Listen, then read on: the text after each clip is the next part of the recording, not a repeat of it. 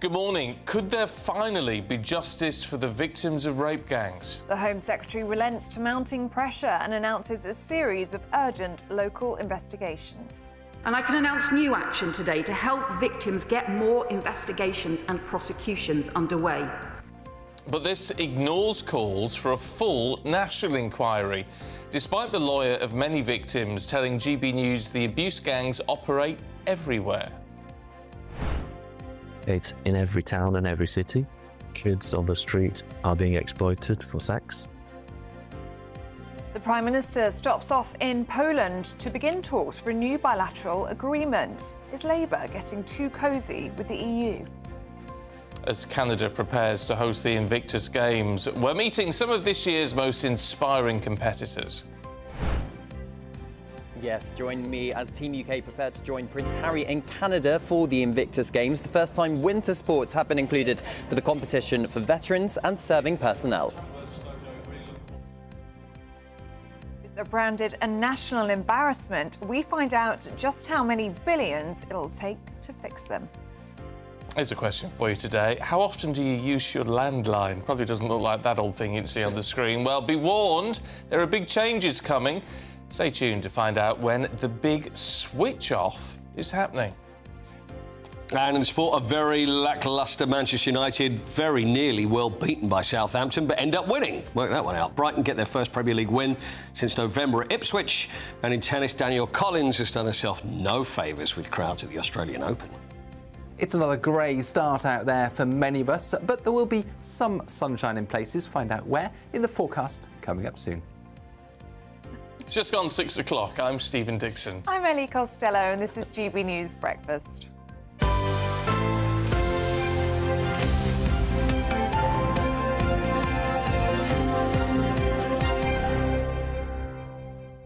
So, I'm just smiling about Cameron Walker's bonnet. So it was a hat then? It's not a bonnet, it's a beanie. It's like a cool snowboarder thing. See, from where I was looking, and maybe it's because the screen's a bit far, I thought he had, like, this Beatle hairstyle. Massive hair, I couldn't yeah. see that was what was going on. Hats, yeah. Yeah. I know, I thought that. Growing his hair out. Yeah. Charlie Rowley thought it was a tea cosy. Yes. Yes. Yeah. It was a beanie. So where is he? In Canada? No, he's at Tamworth Indoor Ski Centre. Next to where the ground was, where Spurs played Tamworth, Oh, and well, the there big you ski, so the ski dome right next door. Yeah. It's a full circle moment. Is it wonderful? GB News. It's actually 20 degrees inside there, but it's for the effect of being inside a snow dome. Gone to Canada. Yeah. Well, we can always pretend it's early, no. Anyway, it's made us Oh, up I'm this so morning. confused. I'm so confused. Anyway, we can check in with him later and ask about his headwear. Yes. It's got us all talking this morning. This has got us talking this morning. Front page of the Daily Telegraph. Apparently, the Scouse accent sounds the most criminal. This is according to researchers at the University of Cambridge. Uh-oh. Scouse is deemed to be the most likely to exhibit criminal behaviour, followed by people from Bradford, Newcastle and Londoners with a Cockney accent. You see, now that's just...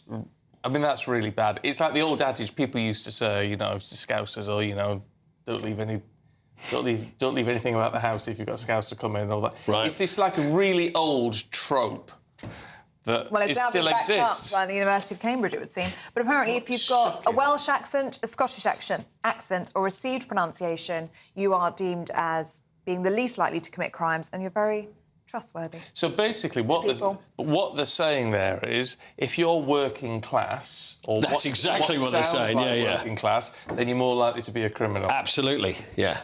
Isn't that awful? That's It awful. really is. Yeah, well, according to this, Geordie, I mean, this is scathing. If you're Geordie, you're deemed the least confident, least friendly, least kind, least rich and the least trustworthy out of all of the accents. Poor Geordies. Well, that's Darren Grimes. Good news if you're from Glasgow, though. You are ranked the highest for trustworthiness and honesty. Oh. That's nice if you're from Glasgow. But you know what? But don't they have...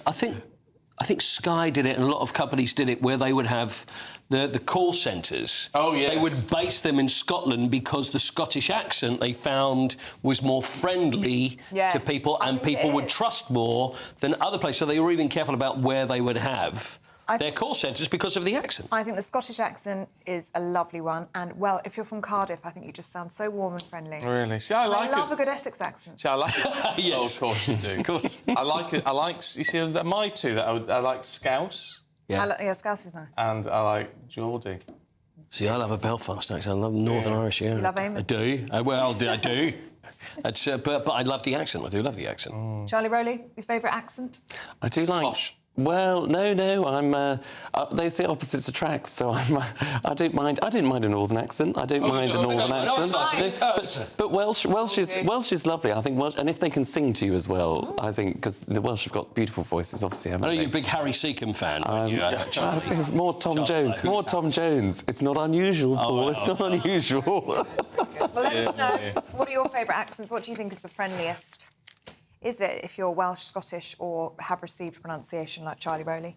Let us know. GBnews.com/USA. Nobody's going to say their own, though. Nobody's going to say, actually, I think my accent is very untrustworthy and trustworthy. You know what I mean? Well, they're always going to say that where they are is the most... Let's keep things nice and positive. I think we should talk about the most friendly accent. I agree.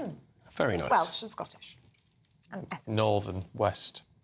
Anyway, should we move on to serious matters this morning? It'd be interesting to see what you make of this, because the Home Secretary has announced plans for 5 new local inquiries into the rape gang scandal. Well, the announcement came a day after the former Greater Manchester Police Detective Maggie Oliver threatened the Home Secretary with legal proceedings unless action was taken.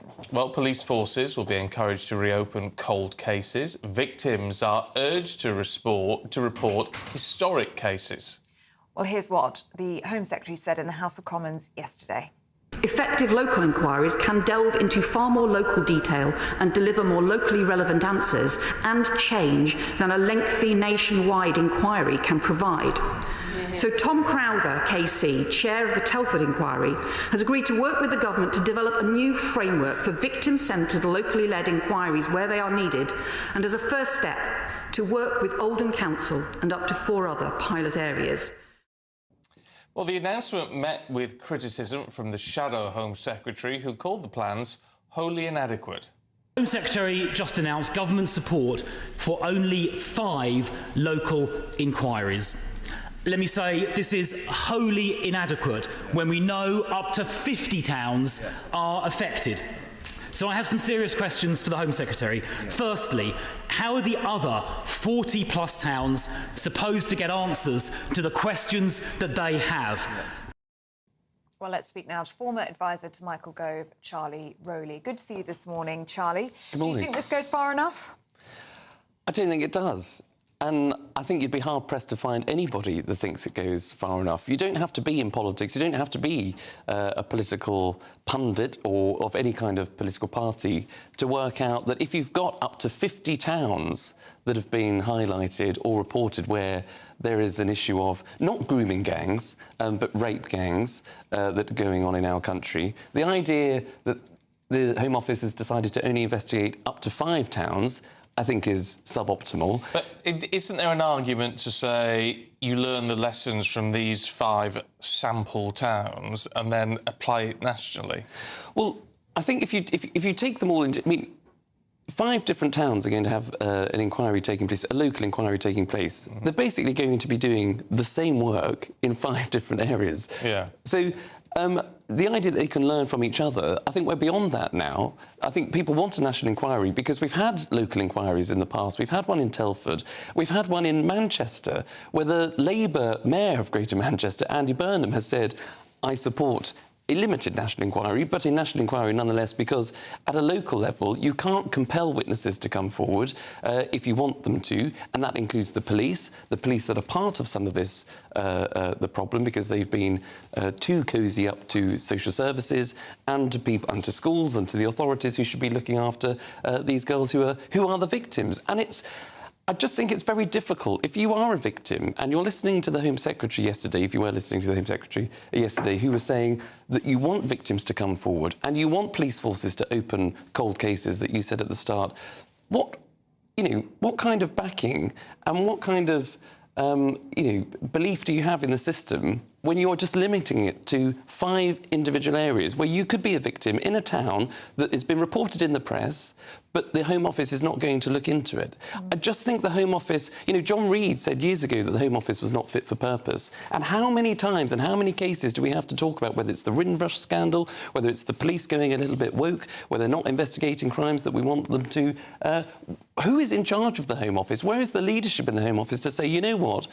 As the political leader in this country, Yvette Cooper, by the way, who was the chair of the Home Affairs Select Committee years ago, who's been the shadow Home Secretary for 11 years or so, has had plenty of time to know what all the issues are in the Home Office, and to come in and was someone that was part of the last Labour government, should see as a political heavyweight the problems that there are, not just in the government of all the other issues that are going on, but certainly within the Home Office. She should have the ability to stand up there in the dispatch box in the House of Commons to say, you know what, enough is enough, there is a real problem here, I'm dismissing whatever advice the Home Office might want to put in front of me, whatever advice they might have wanted to put in front of Jess Phillips, to say you can just limit it to local inquiries. I'm calling for a national inquiry into a national issue that the public, the vast majority of the public, over 70%, want a national inquiry. I'm going to call for that. I'm going to lead it. I'm taking real leadership here and real action, and that would do what victims want, it would do what the country wants, and I think it would do the government a world of good, but they've decided not to do it. Why not, do you think? I mean, they're talking about implementing the 20 recommendations, the Professor Alexis Jay report, which is a positive thing, that was published in 2022. They seem to think that is enough, but there's still these accusations of a cover-up. Do you think this and these 5 local inquiries will do enough to extinguish that? Well, I just think that the 5 local inquiries will just, report that there are a series of issues, obviously, and they might be connected. And therefore, if there's a connection between 5 towns, the conclusion will be, well, surely this must be broader. So we have to have a national inquiry thereafter. So it's inevitable that it's coming down the track. So why is it then that Alexis Jay has said a national inquiry would be counterproductive? So I think the Alexis Jay report looked at a whole series of child sexual exploitation, which focused on, in part, child grooming gangs, and particularly within the Pakistani community. But it was limited to the 22 recommendations that she wants, obviously, this government has agreed to implement, is a broad spectrum. This is specific to clearly what is an issue that hasn't been discussed, that hasn't come to light, particularly amongst we're still calling it grooming gangs, and the Home Office is still tweeting it as grooming gangs. Yeah. These are rape gangs, these are paedophile gangs of people of a particular Pakistani origin that are... there is a connection, there is a group of people that have clearly used and communicated with many others across different towns across our country that have carried a girl after girl from city to town and to exploit them for sexual abuse. That is criminal, clearly, it goes without saying. But it is on a mass scale in many parts of the country, and therefore a national inquiry or a national committee, investigation, appoint somebody to just look into the connection between... It's a bit like county lines. With the drug... it's a bit like saying, well, there's a drug problem maybe in, let's say, Liverpool and in Newcastle, so we're going to have local inquiries there. And you're going to discover the same thing, that actually there might be a connection between the two. So you have to have a national inquiry to see who's ferrying the drugs around the UK, who are the perpetrators, how do we stop it, moving from city to city. And I just don't understand why this government seems to be unable to admit that there is a huge problem here that everybody seems to be in agreement with, apart from the government, that needs a national inquiry. Okay. Charlie, thank you very much indeed. Your thoughts on that would be very welcome. gbnews.com/yoursay. And it's also our poll of the day. Do you think Yvette Cooper has gone far enough with what she's called for, these 5 local inquiries? You can have your say by going to gbnews.com/poll, and we'll have the final result in Martin's show later on. Now, our road conditions in England have been branded a national embarrassment by the head of the Public Accounts Committee in the House of Commons. Yeah, damning report has also found the Department for Transport has failed to take responsibility for its role in the deterioration of roads. So, how much would it cost to fix them? Well, just a cool £16.3 billion. Well, let's talk to consumer expert Helen Dewdney, who is in London this morning. Good to see you today. I mean, I know we've actually heard this £16 billion figure before, but isn't there an argument to say, actually, we would save money in the long run? Absolutely. When you look at the cost to the consumer of when they've got the damaged vehicles, but also the amount of times that people are then having the accidents and then the knock-on effect in A&E and the NHS. So the on-costs really are quite big. And to the economy, when you're late to work and all those things, so the actual knock-on costs are quite big. Why are the roads so bad, do you think, Helen? Do you think that we're just seeing increasing traffic on our roads, or is it this lack of investment? I think it's a number of things. It's certainly lack of investment. Back in 2006, we spent $4 billion on roads every year, and now it's $1.2 billion. So it's a lot less each year. But also the weather, so the freezing on the roads and the rain, that actually damages the roads. So it's lack of investment, but also the weather. I mean, a lot of the problem, a lot of the frustration seems to be that councils often seem to do a quick fix on some of the worst potholes, which of course never last. And we've got to learn the lesson from that, haven't we? You either do the job properly or there's no point bothering. Absolutely, and of course that is another thing, is that it is the quick fix that they're filling it rather than doing the full-on repair, because they haven't got the funding. So it is that, but it's only lasting a few years, whereas doing the job properly will last a lot longer, as you say. And Helen, it's worth remembering how dangerous these potholes can be. I mean, there are cyclists that have lost their lives, haven't they, hitting a pothole at speed, and it can be really dangerous if you hit it in a car. Absolutely. We have certainly seen that increase in deaths. So we would hope to see some more investment in sorting out our roads, really. Do you hold out any hope that that's going to happen? I mean, these reports are all very useful. They're all very enlightening in highlighting how bad the problem is. But the bottom line is we don't seem to have the money to spend on it.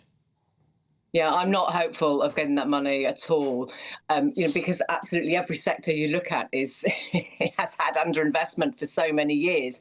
So it is, where do you put that funding? Where do you prioritise? So I think it's very unlikely we'll see more. We've seen the increase in accidents, the increase in the number of potholes month on month, year on year, from the AA and RAC that produce reports every month. OK, Helen Dewdney, good to see you this morning. Thank you very much. Thank you. I mean, look, it gets frustrating when in politics people turn around and say, well, this is all down to the last lot who were in. But you have to say this is about investment which hasn't happened for, more than a decade. Yeah, 20 years, yeah. And so you've got to look backwards on that one. Yeah. And it matters to people. I mean, look back to local elections in May, and the number one thing that people were talking about on the doorstep was potholes. Yeah, of course, it's horrific. We face them every single day on the road. It is absolutely dreadful. Do you know there's a patch on the M1 I've talked about before, right at the very bottom of the M1, where there's this, like a feeder lane, which has been terrible. It's just been resurfaced. Oh, great. Which is great. Yeah. Redone it. But it has taken... I mean, I've been driving down that for years. Yeah. It has taken 5, 6, 7 years to get done. And there's a road near me that's completely covered in potholes. I mean, there is no flat surface at all in which to drive unless you veer into the other lane. So I just find myself driving on the wrong side of the road to avoid the potholes, which is dangerous in itself, isn't it? Yeah, it's not on. But I'd say 16 billion... Well, obviously, we haven't got 16 billion, have we? Oh, well, no. Unless, of course, we get rid of that carbon capture scheme. Yes.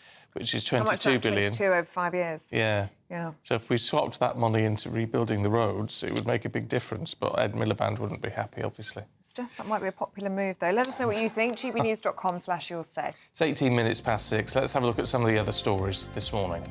And the Israeli Prime Minister Benjamin Netanyahu has confirmed a deal to return Hamas-held hostages. That's despite last-minute efforts by some cabinet ministers to stop the ceasefire. Later today, Israel's security ministers will convene to approve the deal. The Conservative leader, Kemi Badenoch, has said her party would consider means testing the pensions triple lock. She said this during an interview on LBC. The Shadow Chancellor Mel Stride previously described the system brought in by his party in 2011 as unsustainable. The leader of the opposition is being called on to urgently clarify her comments. Which has revealed the best and worst energy firms, with Octopus Energy, Utility Warehouse and 100 Green coming out on top, whereas British Gas and Scottish Power failed to impress and scored the lowest among 12,000 customers.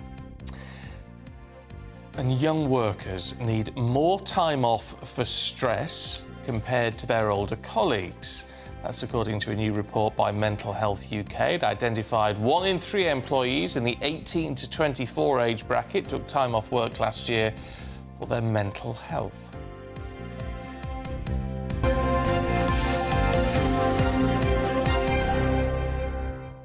Yeah, I was just reading a little bit more into this. Apparently, so this is young people, nearly half of 18 to 24-year-old, said they feel stressed because of regular unpaid overtime or having to take on extra hours to deal with the cost of living. Oh dear. So working lots for free or just working lots more to pay the bills. It's... Do you have sympathy? Or not, as a younger than me person? I don't think I feel any more stressed than the average person.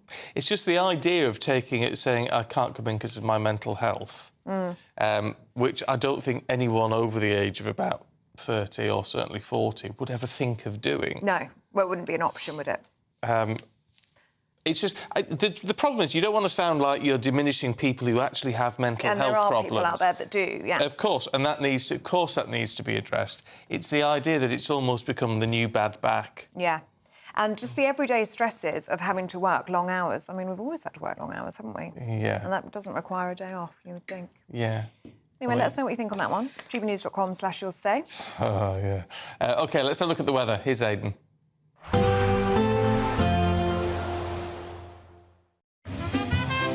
Heavy showers first thing will be followed by a warm, cosy day. Boxed Boilers, sponsors of weather on GB News. Hello, a very good morning to you. Welcome to the latest forecast from the Met Office for GB News. Windy with outbreaks of rain in the far north today, low cloud and mist elsewhere, some sunny spells breaking through. You'll be lucky if you're in one of the sunnier spots, though, because much of the UK is going to be cloudy. And it's really over the hills, as well as the coasts of northern and western Scotland, where we'll see those outbreaks of rain, the wind strengthening in the far northwest of Scotland. Now, that wind is going to keep things relatively mild through Northern Ireland and Scotland. Lighter winds elsewhere mean that temperatures will be at 6 to 7 Celsius, where we do get some sunshine coming through with light winds feeling very pleasant, but actually there will be a lot of low cloud around. And in fact, where we do get some clear spells and those light winds, we'll see fog patches forming overnight. Best places for clear spells will actually be across the east and northeast of Scotland as we end the day. Those outbreaks of rain continuing for Shetland and Orkney, as well as, say, the Northwest Highlands. But elsewhere across Scotland, it's mostly dry. Northern Ireland, dry but with a lot of cloud. You wouldn't rule out the odd spot of drizzle coming out of the low cloud across England and Wales, but you can see how varied the low cloud is. There'll be some large gaps in it, and where we do get those gaps overnight, temperatures are going to fall away. Frost and fog patches forming, particularly for parts of central and northern England into parts of mid to east Wales. Nevertheless, it's a chilly start to Saturday wherever you are, where we do get those clear spells, -1, -2 Celsius, and some stubborn fog patches first thing Saturday. But for many, it's a cloudy start once again, extensive low cloud around. Some gaps once again, northeast Scotland, northeast England, parts of Wales and the southwest, for example, increasingly so as we go into the afternoon on Saturday. But it's going to feel colder on Saturday compared with previous days, 3 or 4 Celsius in the south, for example, and wet and windy in the far northwest.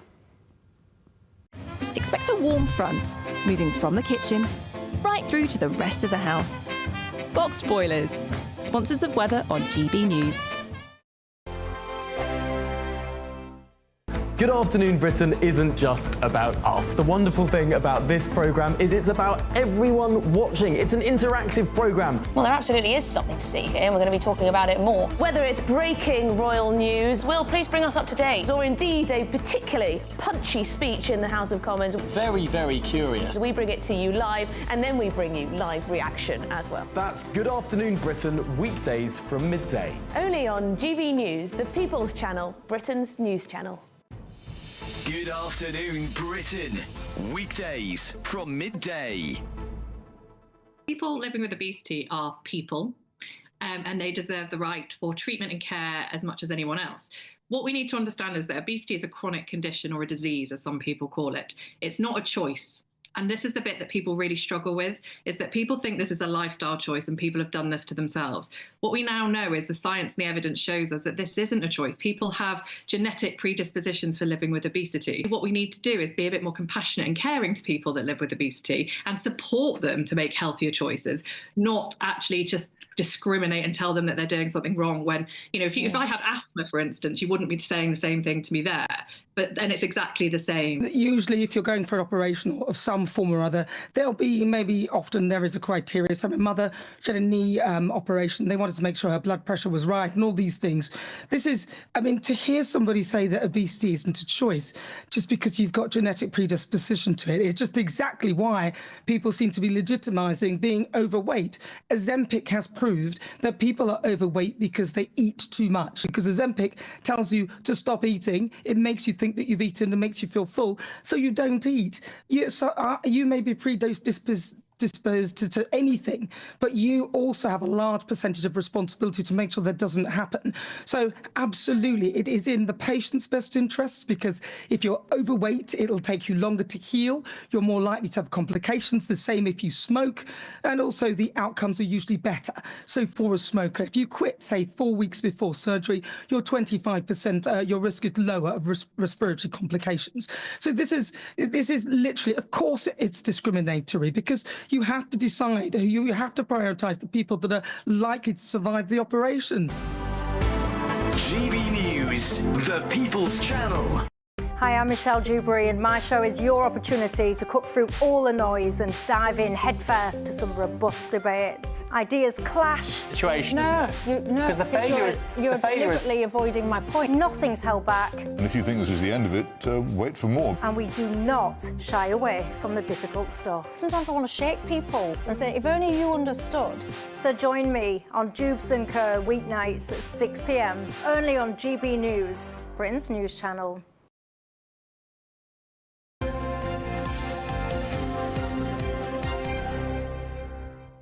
It's sports time. Paul Coyter's here with us. Morning. Good morning. How are you? We are very well. How are you? I'm very well. Thank you very much also. Man United are happy. Well, yeah, but I tell you what, they nearly weren't. Well, they're relieved then. That's exactly what they are, extremely relieved. Yes. Because they played Southampton. Southampton, honestly, they're having a terrible time of it. They've got 6 points in the Premier League and they're on course.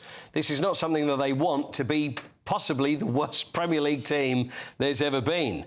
And they go up to Manchester United, and Man United have done pretty well recently. You know, they beat Arsenal in the Cup, and then they did well against Liverpool as well, and thinking, well, this is the new Manchester United. Now the new managers come in, Amorim, and things are going to be so much better. But anyway, they went 1-0 down against Southampton, and then it was all Southampton.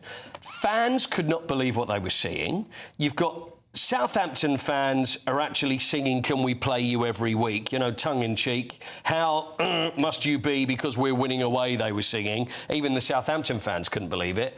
And then 12 minutes from the end, everything changes. And they end up with Amad Diallo scoring a hat-trick in the space of 12 minutes, and they end up winning 3-1. So what you see, you think 3-1, easy, no problem, obviously against Southampton, but it really wasn't the story for the game. Close to the line, isn't it? It really is. So they move up now, and it means Spurs move down to 14th now in the Premier League. So, and Southampton still rooted to the bottom. Whether it gives them hope because of what they did and thinking, well, if we could do this here, maybe we could, well, we nearly did this here, we could do it elsewhere. But It's going to take a lot of work from Southampton. Yeah, it is. Also, Ipswich are down there as well. So Ipswich lost 2-0 to Brighton. Brighton hadn't won in the Premier League since November, so they've been having a little bit of a wobbly time of it. But Ipswich are back in the relegation zone.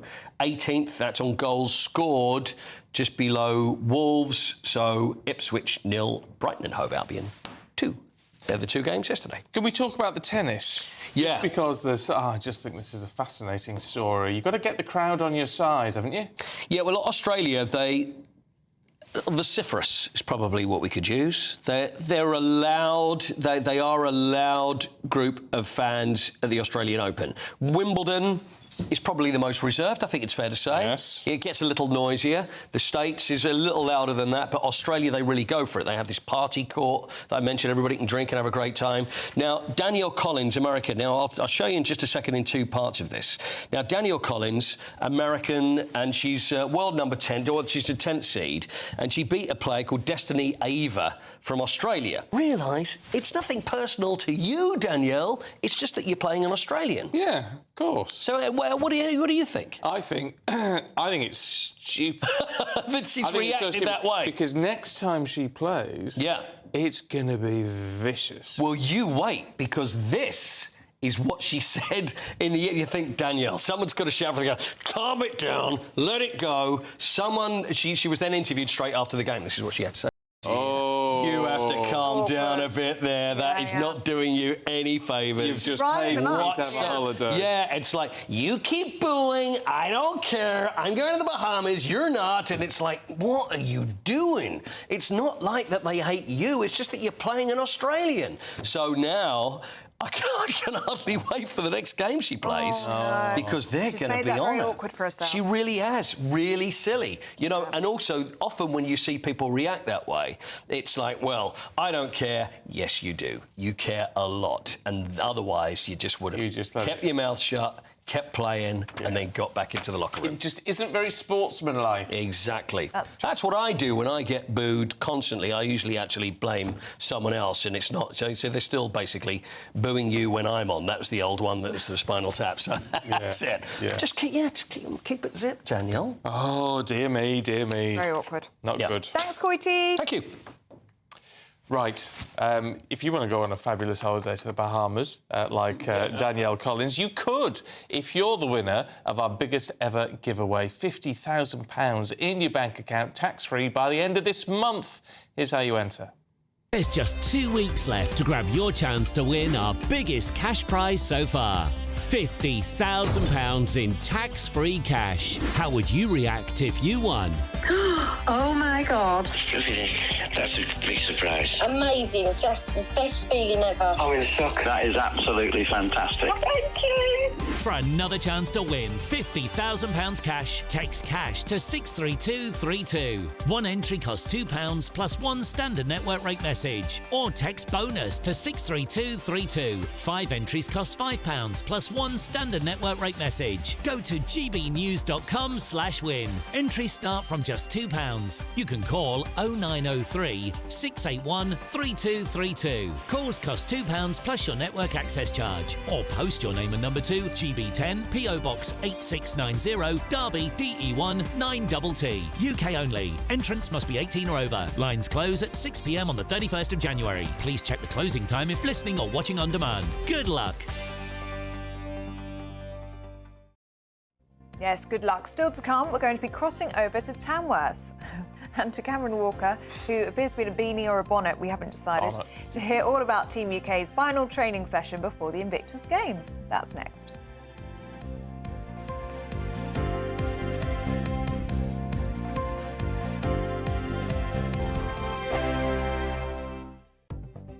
The latest GB News travel. Good morning, I'm Russell Holding. In Northumberland, the A192 is closed in both directions to the east of Cramlington because of flooding. It's closed between the A1061 at East Hertford and the B1326 at Seaton Delaval. On the M6 in the West Midlands, there are southbound queues heading down towards junction 8 for the M5. Buses replace C2C train services in London between Grays and Dagenham Dock because of a signalling problem. They're running buses from Grays to Upminster via Rainham, and London Overground services aren't running on the Suffragette line between Barking and Barking Riverside. And on the M26 in Kent, it's taking around 10 minutes in westbound queues, approaching the M25 because of lane closures for roadworks on the M25. That's the latest. You can stay up to date throughout the day by visiting our website, gbnews.com. Headliners on GB News 11 p.m. every night. It's got 3 top comedians going through the next day's newspapers so you don't have to read them, which is great. That's a good point. He's lying. Maybe he's not lying. That's Headliners every night from 11 p.m. and 5 a.m. as well on GB News, Britain's news channel. It's Patrick Christie's Tonight, and here we do things differently. It's explaining the absolute madness of this, doesn't it? It's explosive. This is very good. It's lively. 850. Your government sat there short and it did nothing. It's controversial. The Middle East has been in turmoil since before I was born. It's everything you need to kickstart your evening. Everyone's had their Weetabix tonight. I love to see it. That's Patrick Christie's Tonight, weeknights from 9 p.m. Only on GB News, the People's Channel, Britain's news channel. I'm Christopher Hope. From pop stars to politicians, I'll interview anybody in a pub who's got a political opinion. Join me every Friday on Spotify, Apple Podcasts, YouTube or gbnews.com, or wherever you get your podcasts. This is GB News, the People's Channel. This is Britain's newsroom, where your voice matters. It's just astonishing. With expert analysis and honest opinion, we don't just keep you informed. We bring you unique perspectives you won't see anywhere else. Can't argue with any of that. When the news happens, it happens here. On Britain's newsroom, weekdays from 9:30 a.m. Only on GB News. Hi, I'm Michelle Dewberry, and my show is your opportunity to cut through all the noise and dive in headfirst to some robust debates. Ideas clash. Situation, because the failure is... You're deliberately avoiding my point. Nothing's held back. And if you think this is the end of it, wait for more. And we do not shy away from the difficult stuff. Sometimes I want to shake people and say, if only you understood. So join me on Jubes and Kerr weeknights at 6 p.m. only on GB News, Britain's news channel.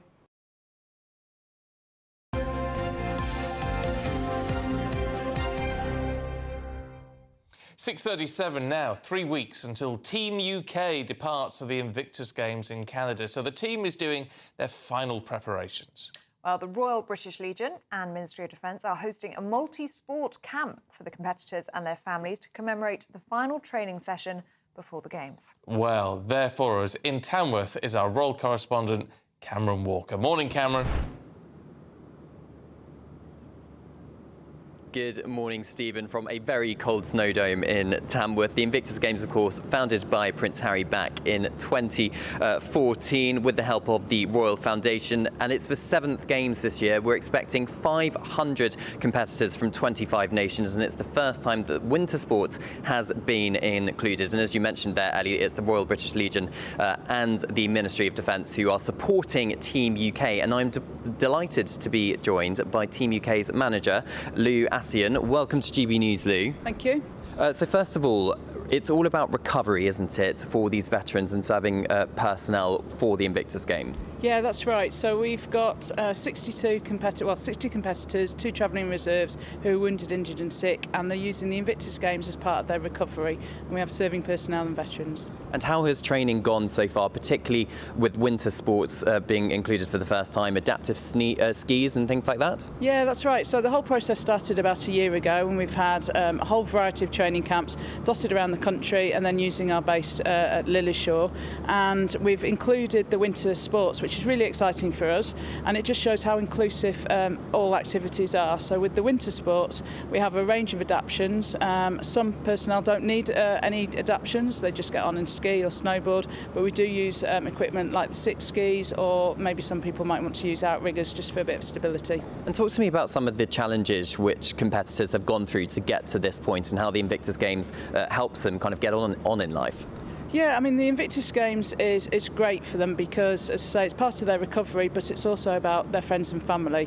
And a lot of the veterans and the serving personnel, they've either been wounded, injured or sick, and all of a sudden life has changed, and they're using activities such as skiing as a way to rebuild confidence, rebuild self-esteem, and just realise that actually there's loads of different opportunities out there. We just need to adapt.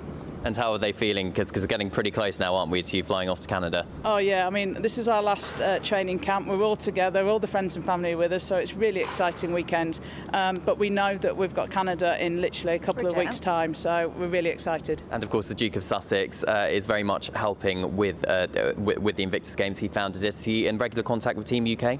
Yeah, I mean, it's fantastic to have someone such as him pioneering and supporting everyone. He supports all the nations, and we're just really thrilled that the Royal British Legion can be here to help everyone. Lou, thank you so much for talking to me. Lou Attian, Team UK manager for the Invictus Games. Well, as she mentioned, they are flying off to Canada, the whole team, on the 6th of February, and we wish them the best of luck. Cameron, we like your outfit today. You look like one of the snowboarders. We're enjoying your headwear. How would you describe that? Thank you, Ellie. I would just say it's a beanie hat, Ellie. It keeps my head nice and warm. It is below freezing here, as you can probably imagine, because it's a snow dome, and wearing my ski jacket, ready for some skiing as well, although I'm not getting on the slopes. We'll be watching some competitors later, so keep tuning in. Oh, good stuff. Stephen Dixon thought you were in a bonnet. It's a bonnet. So I'm glad that we've cleared that one up, Cameron. You look the part. It's not a bonnet. Oh, sorry. Thank you. It's the first word that came to mind. Right, Cameron, Thanks, Cameron. Have get fun. off. Right, we've got the papers heading your way with Nigel Nelson and Claire Pearsall. But first, if you've been chilled to the bone by looking at Cameron in -0 temperatures, here's the forecast for some of the top European holiday destinations. Ready to soak up that holiday sunshine? Won't we need some cover? No worries. All sorted. All Clear Travel Insurance sponsors GB News Travel Destinations Forecast. If you or someone you know is looking for winter sun over the next few days, it will be breezy across much of the Med with some wet weather for Italy, but a lot of fine weather for Portugal and Spain, at least on Saturday. We're going to see sunny skies, a few drops of rain there for Gibraltar, but this system, named Storm Gabri by the Italians, is going to bring some very wet and windy weather through Sardinia, Sicily and much of Italy. That moves away through next week and it turns more unsettled in Spain. All Clear Travel Insurance sponsors GB News Travel Destinations Forecast.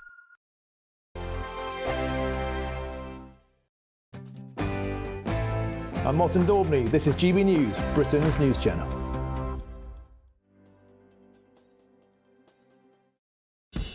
Lee Anderson's Real World, Fridays from 7 p.m. Aaron McLean, the goal machine here, used to play for Peterborough United. You bagged loads of goals for them back in the day. But I've got a bone to pick with you, young man. You scored at the City ground against Nottingham Forest for, was it Hull City? For Hull City, yeah. Why did you do that?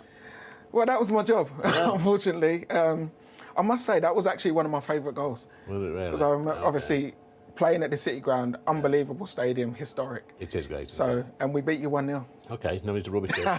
These sports clubs, whether it's football or rugby or whatever, should offer two alternatives, either a professional footballer, or if you don't quite make it, you can still go and play football at a lower level, but have a career as well, maybe be an electrician or a plumber. 100%. You know, listen, I've had multiple conversations with various different people, whether it's the PFA or whether it's clubs.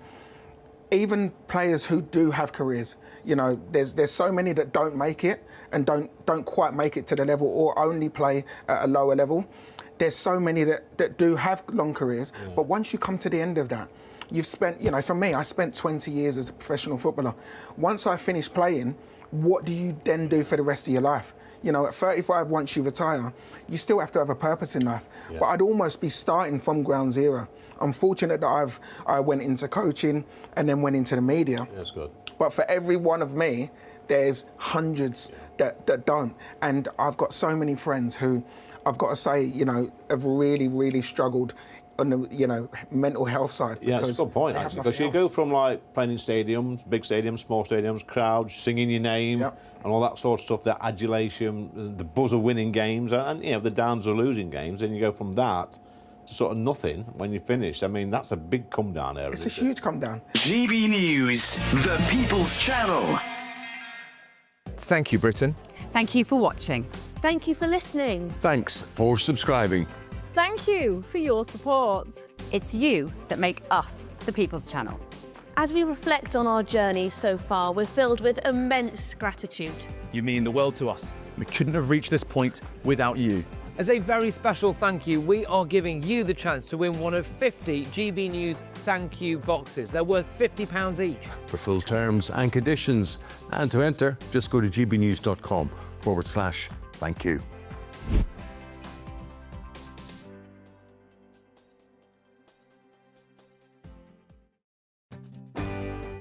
I'm Michael Portillo. This is GB News, the People's Channel, Britain's news channel.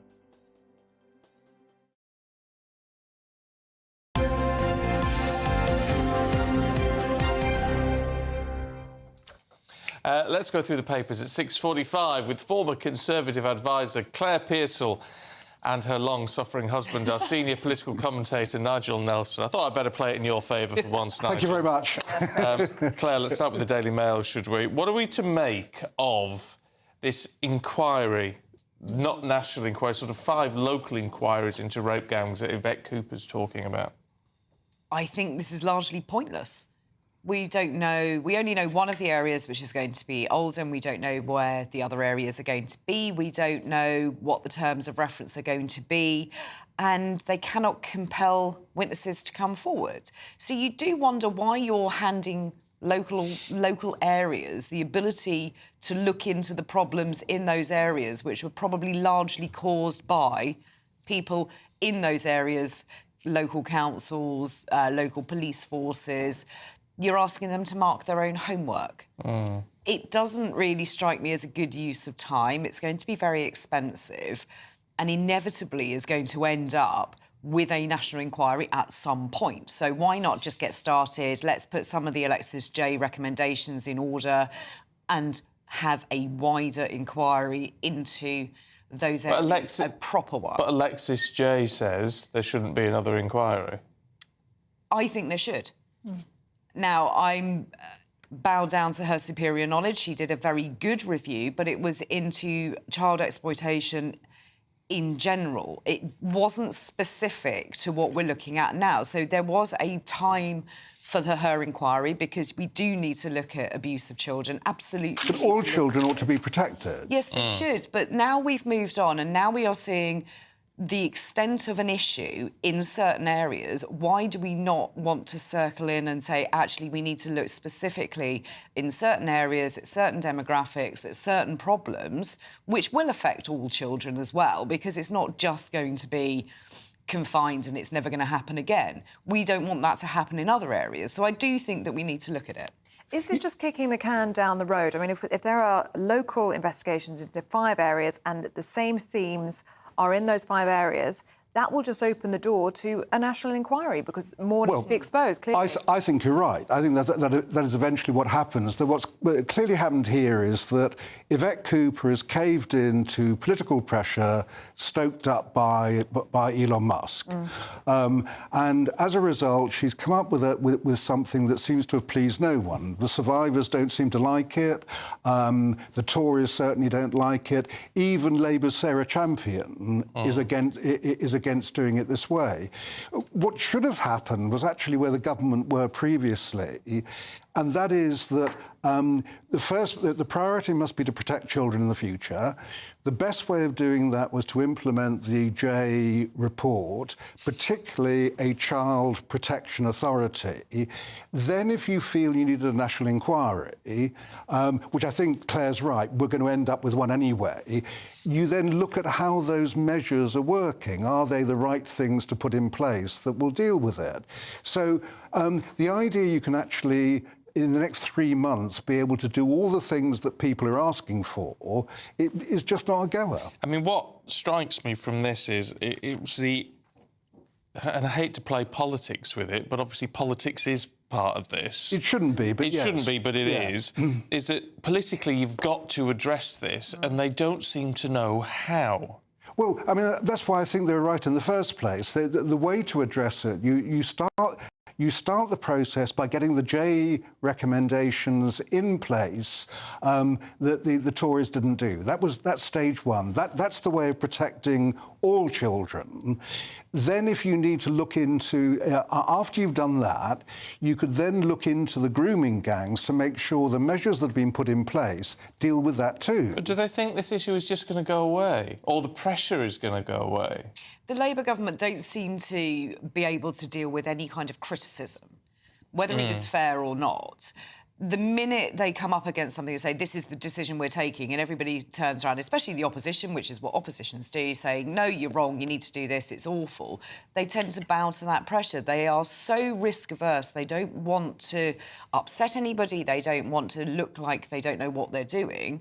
However, this now looks even more like they don't know what they're doing because they're going into something which is going to be expensive, it's going to be relatively lengthy, and isn't going to achieve what it is. Well, not lengthy enough. I mean, if it's only 3 months, I'm not quite sure what they can achieve in those 3 months. But it's never going to be just 3 months. Louise Casey, who is going to be doing this report, is also doing the huge report. She's got a handful, hasn't she? Which is inevitably going to take up more time than anything else. So to try and shoehorn something into 3 months, I think is ridiculous. It's almost as like they need to be seen to be doing something. Yeah. I think that's what, it comes down to that. And that's what I mean about political pressure has made Yvette Cooper do what she's doing. And it's a dangerous place to be when you need to be seen to be doing something and this looks like something. It rarely works well. Nigel, let's have a look at this story, shall we? Tories are looking into means testing the triple lock. Yeah, I mean, I think that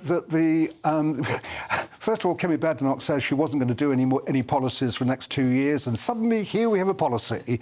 The first thing is, it's not a question of means testing it. The question is really whether the triple lock is long-term sustainable, and I think it's not. It's just that pensions are far too expensive, so the answer would be to scrap the triple lock, and the bit you scrap is the guaranteed 2.5%. So at the moment, the pensions rise either by earnings, inflation, or 2.5%.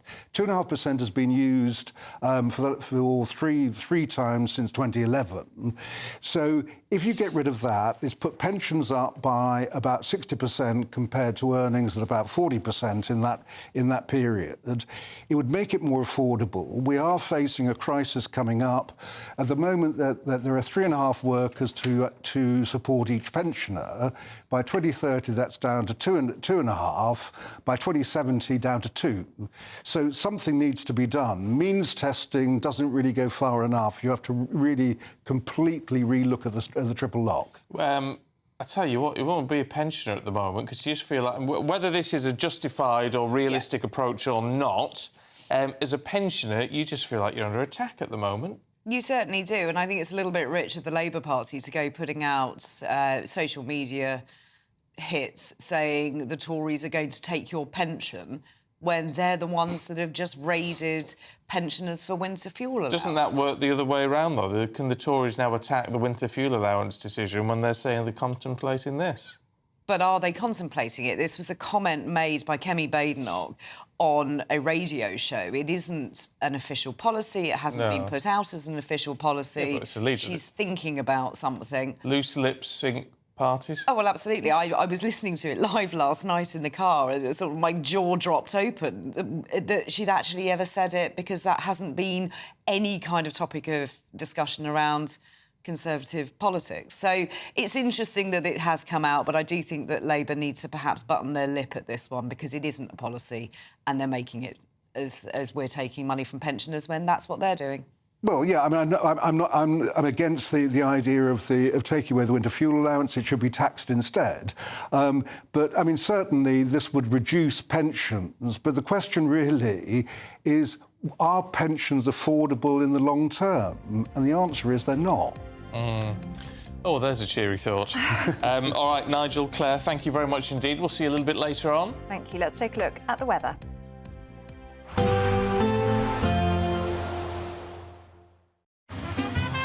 Despite the morning rain, it'll be a nice, warm, cosy day ahead. Boxed heat pumps, sponsors of weather on GB News. Hello, a very good morning to you. Welcome to the latest forecast from the Met Office for GB News. Windy with outbreaks of rain in the far north today, low cloud and mist elsewhere, some sunny spells breaking through. You'll be lucky if you're in one of the sunnier spots though, because much of the UK is going to be cloudy, and it's really over the hills as well as the coasts of northern and western Scotland where we'll see those outbreaks of rain, the wind strengthening in the far northwest of Scotland. Now that wind is going to keep things relatively mild through Northern Ireland and Scotland. Lighter winds elsewhere mean that temperatures will be at 6 to 7 Celsius, where we do get some sunshine coming through with light winds feeling very pleasant, but actually there will be a lot of low cloud around, and in fact where we do get some clear spells and those light winds, we'll see fog patches forming overnight. Best places for clear spells will actually be across the east and northeast of Scotland as we end the day. Those outbreaks of rain continuing for Shetland and Orkney, as well as, say, the northwest Highlands. But elsewhere across Scotland, it's mostly dry. Northern Ireland, dry but with a lot of cloud. You wouldn't rule out the odd spot of drizzle coming out of the low cloud across England and Wales, but you can see how varied the low cloud is. There'll be some large gaps in it, and where we do get those gaps overnight, temperatures are going to fall away. Frost and fog patches forming, particularly for parts of central and northern England into parts of mid to east Wales. Nevertheless, it's a chilly start to Saturday wherever you are, where we do get those clear spells, -1, -2 Celsius, and some stubborn fog patches first thing Saturday. But for many, it's a cloudy start once again, extensive low cloud around. Some gaps once again, northeast Scotland, northeast England, parts of Wales and the southwest, for example, increasingly so as we go into the afternoon on Saturday. But it's going to feel colder on Saturday compared with previous days, 3 or 4 Celsius in the south, for example, and wet and windy in the far northwest. There will be a light breeze in the morning, leading to a warm front. Boxed heat pumps, sponsors of weather on GB News. The latest GB News travel. Good morning, I'm Russell Holding. In Northumberland, the A192 is closed in both directions east of Cramlington between East Hertford and Seaton Delaval because of flooding. In Berkshire, Shinfield Road's closed northbound from Hollow Lane to the A327 Eastern Relief Road south of Reading because of a fire at the Shinfield Arms pub. Buses replaced C2C train services in London between Grays and Upminster via Rainham because of a signalling problem, with London Overground services not running on the Suffragette line between Barking and Barking Riverside. There's also no service on the Windrush line between Clapham Junction and Surrey Quays because of late finishing engineering works. And on the M26 in Kent, it's taking around a quarter of an hour in westbound queues towards the M25 because of road works. M25 is busy clockwise towards there too at Junction 5. And that's the latest. You can stay up to date throughout the day by visiting our website, gbnews.com. You could be joining the Great British Giveaway list of winners with your chance to grab a fantastic £50,000 in tax-free cash. Hi, I'm Angela from Wigan and I won £30,000 with the Great British Giveaway. I'd say to people who want to enter or are wondering whether to enter to do it, it happens to people like me. For another chance to win, text cash to 63232. One entry costs £2 plus one standard network rate message, or text bonus to 63232. 5 entries cost £5 plus one standard network rate message. Go to gbnews.com/win. Entries start from just £2. You can call 0903 681 3232. Calls cost £2 plus your network access charge, or post your name and number to GB10 PO Box 8690 Derby DE1 9TT. UK only. Entrance must be 18 or over. Lines close at 6 p.m. on the 31st of January. Please check the closing time if listening or watching on demand. Good luck. This is Britain's Newsroom, where your voice matters. It's just astonishing. With expert analysis and honest opinion, we don't just keep you informed. We bring you unique perspectives you won't see anywhere else. Can't argue with any of that. When the news happens, it happens here. On Britain's Newsroom, weekdays from 9:30 a.m. Only on GB News. If you want your news to be straight talking, this is a nightmare for the Conservatives again. down to earth, It's not just Nottingham where this is happening, is it? and most importantly, honest, Hard-working, middle-class taxpayers, they'll get the book thrown at them. then catch me, Martin Daubney, Monday to Friday, 3 till 6 p.m. on GB News, Britain's news channel. the GB Newsroom, we bring you the news as it happens. With our team of dedicated journalists across the UK, we're ready to keep you up to date with what's happening every half an hour, every single day. Bulletins here on GB News, the People's Channel, Britain's news channel.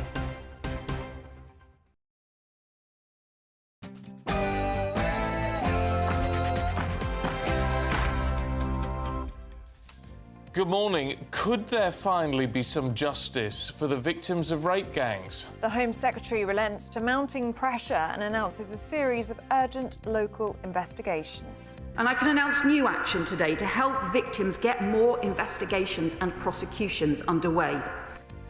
But this ignores calls for a full national inquiry, despite the lawyer of many of the victims telling GB News the abuse gangs operate everywhere.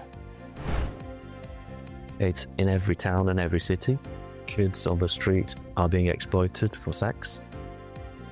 The Prime Minister stops off in Poland to begin talks for a new bilateral agreement. Is Labour getting too cosy with the EU?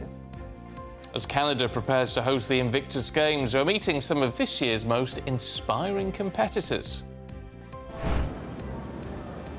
Yes, join me as Team UK prepare to join Prince Harry in Canada for the Invictus Games, the first time winter sports have been included in the competition for veterans and serving personnel.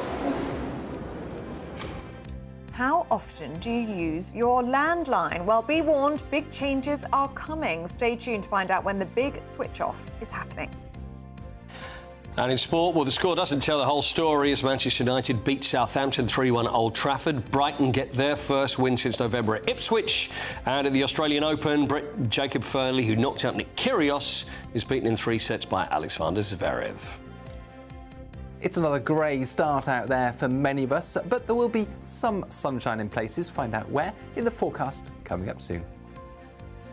It's just gone 7 o'clock. I'm Stephen Dixon. I'm Ellie Costello, and this is GB News Breakfast.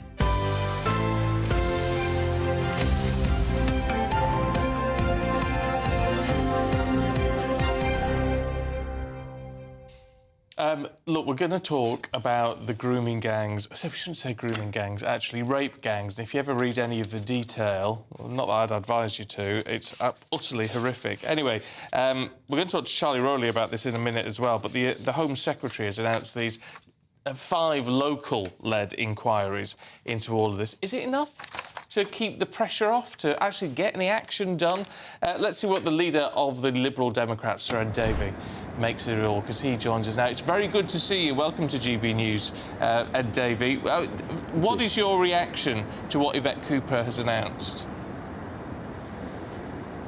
Well, it's welcome that we're actually looking at some additional inquiries, and we've got to see what this audit that they've announced throws up. But we shouldn't take off the table the case for a national inquiry. I actually met Professor Jay, who oversaw the 7-year inquiry to child sexual abuse this week, and talked to her about this. And one of the things that she says, and it's really important we come back to this, is yes, we need these inquiries, but we need the recommendations implemented. She talked to so many victims of this appalling crimes that you talked about. They are horrific. And she says that they want action as well. So yes, these inquiries, we want action, and I think the government has to come up with a timetable programme for implementing these 20 recommendations. The last Conservative government failed totally. They didn't implement a single one. That's failing the victims and those families. So yes, let's have these inquiries, and I'll join the other opposition parties in pushing the government on this, but we have to have action. We can't wait. But there's nothing to say that you can't do both.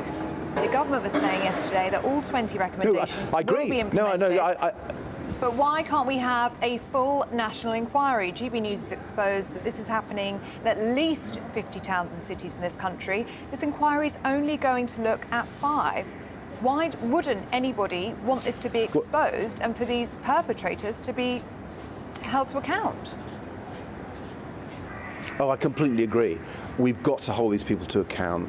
The victims have gone through these terrible crimes, and we need to make sure the perpetrators are held to account and go behind bars. Absolutely, couldn't agree with you more. But what I'm concerned about is that we have a set of recommendations that have been sitting on the table for a few years now. And yeah, the government says they're going to implement that, but where's the timetable? Where's the resources? You know, there's a proposal for a child protection authority which could actually oversee, because some of these areas are not clamping down hard enough. And so these appalling crimes, people are getting away with them. And if we're going to be tough, yeah, let's have the inquiry. Just as you say, you're quite right about that. But I don't think we should let the government get away with not taking the action now. We need to take the action now.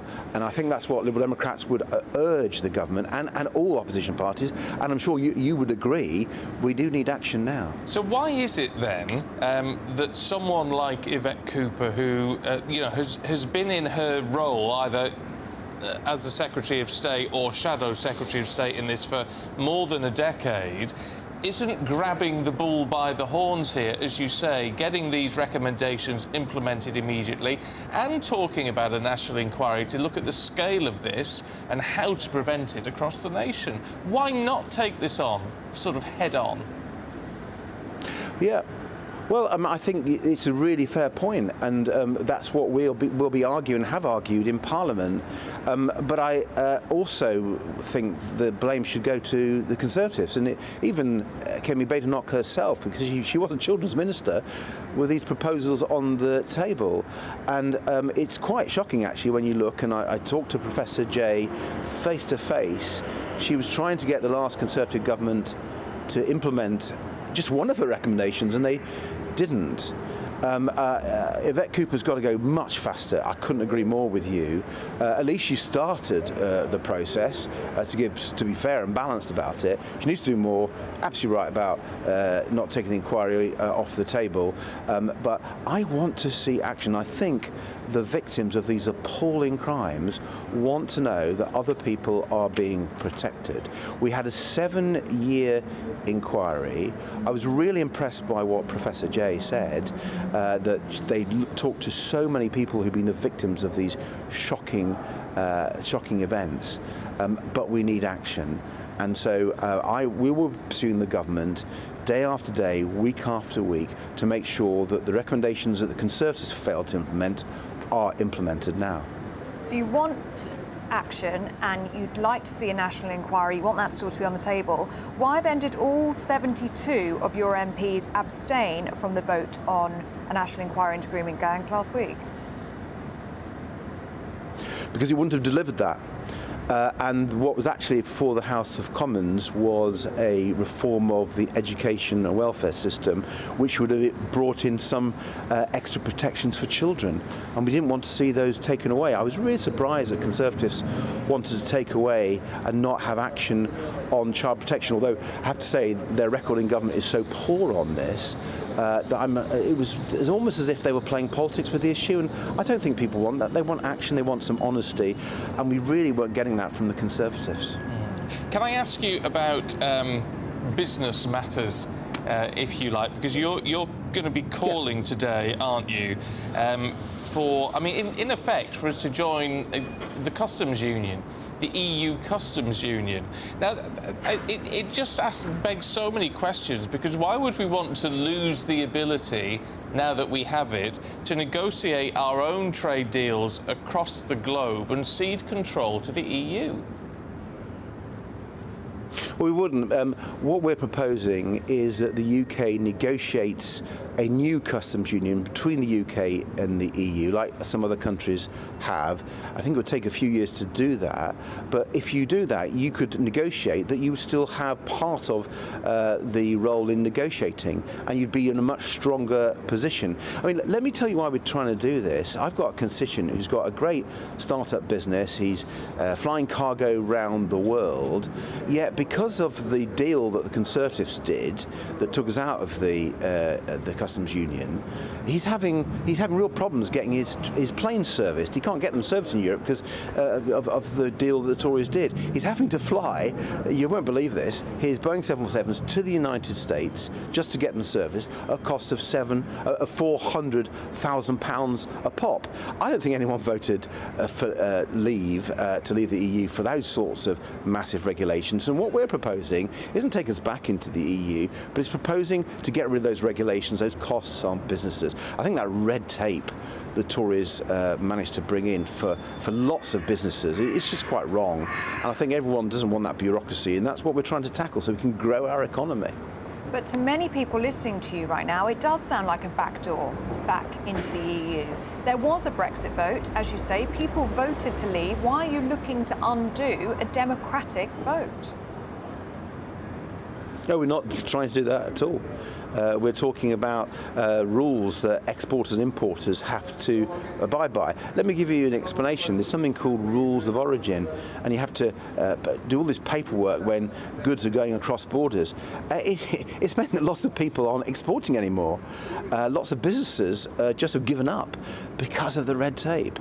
So what we're proposing is to get rid of that red tape so we can get more trade, so we can export more, so we have more jobs, prices go down. That's what people want, and what ordinary businesses just trying to get on with life want. And our proposal actually gets the best of both worlds. You're not going back into the EU, you're going into a deal which other countries have who are outside the EU with the EU. It's just common sense, frankly. Well, it'd be interesting to look at the sort of the modelling on that and see what it would do for the economy, because we do need to grow the economy. We haven't got any money. Yeah, it would boost the economy. All right. Well, look, in terms of where we are with the economy, Kemi Badenoch has said for the Tories, we need to look at the triple lock. Perhaps look at means testing the triple lock. What do you think of that? I'd reject that. I think the triple lock is really important for pensioners who've worked and saved their lives. Some of them have served in our armed forces. I think it would be wrong to undermine that. Liberal Democrats were key to bring that in for pensioners who've had a tough time. You see Labour taking the winter fuel allowance away from them just when energy costs are going up again. I think it's quite wrong for the Conservatives wanting to undermine pensioners again. We saw that a bit actually when they were in government. I don't think people voted for the Tories to want to hit pensions again. Can I ask you about President-elect Trump's inauguration on Monday? What do you think a second Trump presidency is going to look like, and what do you think it will mean for our special relationship? Well, I'm quite worried about it, to be honest, both looking at what he did in his first term when he put tariffs on things like Scotch whisky and British steel, and what he's been saying is not going to be good for the world economy, for the British economy, if he pursues trade wars and tariffs. He doesn't seem to want to support Ukraine in the way that I think most British people do, and certainly Liberal Democrats want to do. So I'm genuinely worried about the impact on our prosperity and our security. But what I think we need to do is learn the lessons last time. A lot of people who wanted to imagine that Trump wasn't there and wanted to move away from it and actually take any action. I think we've got to be realistic. We may not like some of his ideas and policies, but we've got to deal with him. And I've been reading the Art of the Deal written by Trump, and what he says in this book, we should look at it, because he says if you're weak or if you're desperate for a deal, a bit like the Conservatives and Reform and to some extent the government. He smells blood. He says, you smell blood if people are weak and desperate, and then if therefore you get a good deal. What you got to do if you're dealing with Trump, you got to be strong, and the way to be strong is to show you have alternatives, that you aren't just reliant on him. So you could, in my view, you could see, could you do a deal with Canada or with India, or this customs union idea with the EU? And I think that Trump would respect that. He respects people who don't just say yes and lick his boots, a bit like Nigel Farage seems to want to do, but actually are going to stand up to him and be strong. And that's what Liberal Democrats think Britain should do. Well, sorry. No, you go, Dana. A political strategist has told GB News that they think Nigel Farage is going to be the perfect conduit between the UK and the new incoming Trump administration. We need him. No, just read what Trump says. When people are so sycophantic and just want to be, lick Trump's boots and be his best mate, they're not going to get a good deal. That's not how you do deals. Come on. Anyone knows that, who's been in business, who's done deals. I've done plenty of deals in different guises, and you've just got to be strong. And Farage is so weak because Trump knows he just wants to pursue Trump's interests in the UK rather than the UK's interests in the United States. And what Liberal Democrats are saying, we want to stand up for our brilliant nation. We don't want to do Trump's business, which is what Farage seems to do. I mean, I understand where Farage is coming from his point of view. He wants to privatise the NHS. And President Trump wants a trade deal so they can bring American healthcare into the UK. I don't want that. Farage may want that. I don't want that. Liberal Democrats don't want that. We want to protect our NHS from privatisation. So I can see why Farage is close to Trump, because they have the same views on things like the NHS. He also, by the way, wants a deal where American farmers can sell all their produce into the UK and undermine British farmers. Well, I'm going to stand up for British farmers. It's a shame Nigel Farage clearly doesn't want to.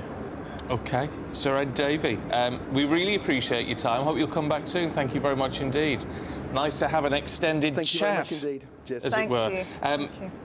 Look, you may or may not agree with what Sir Ed Davey is saying. It's fascinating to get that perspective, because I got a distinct impression there of how they are positioning themselves now as a party. That we've not heard a lot from them recently. No, we haven't. But it's a definite sort of clear blue water between, on the opposition benches, between the Lib Dems and everybody else on the opposition benches. I thought that was quite interesting. It was, yes. Do let us know what you think. gbnews.com/yoursay.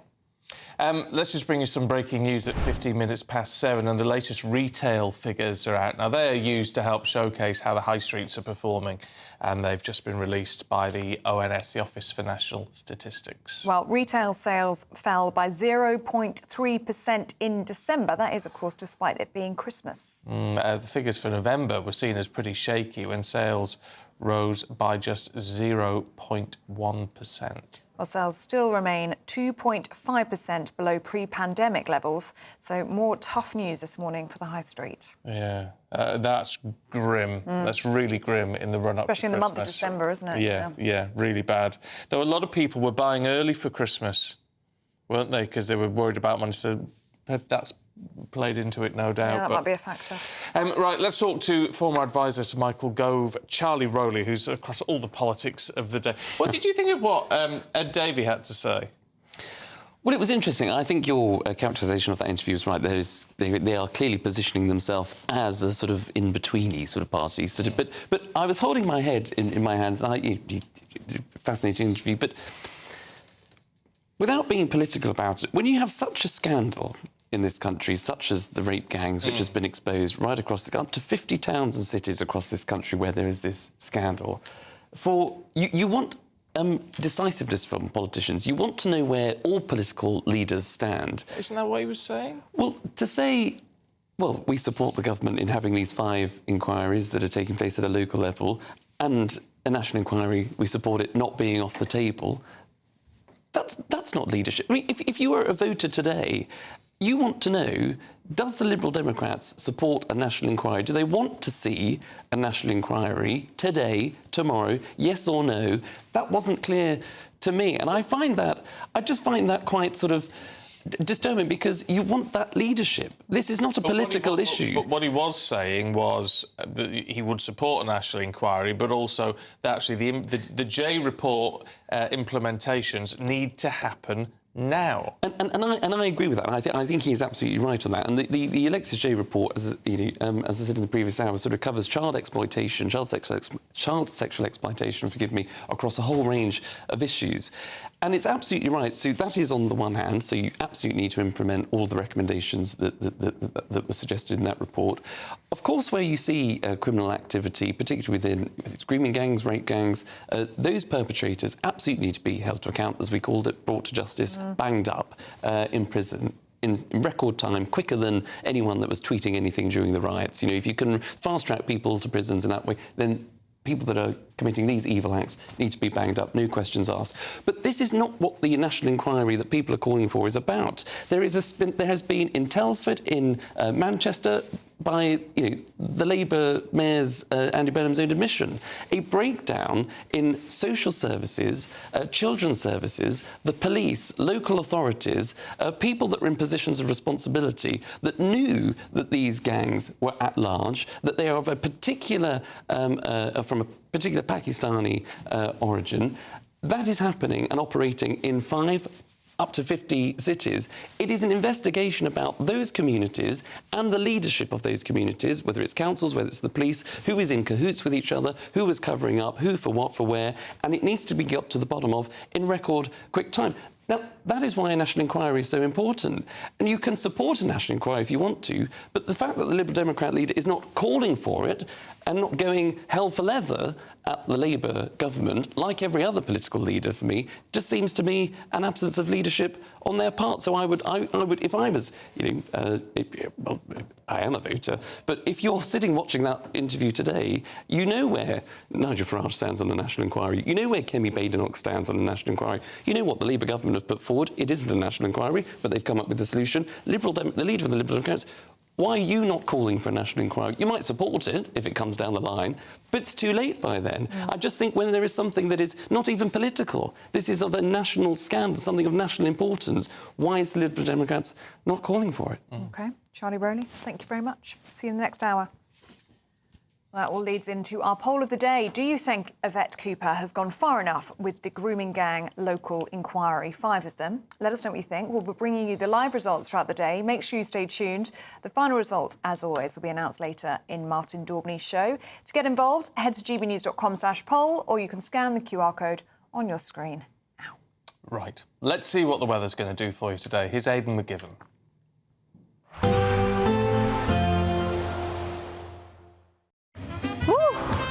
A chilly start will give way to a lovely, warm afternoon. Boxed heat pumps, sponsors of weather on GB News. Hello, a very good morning to you. Welcome to the latest forecast from the Met Office for GB News. Windy with outbreaks of rain in the far north today, low cloud and mist elsewhere, some sunny spells breaking through. You'll be lucky if you're in one of the sunnier spots, though, because much of the UK is going to be cloudy.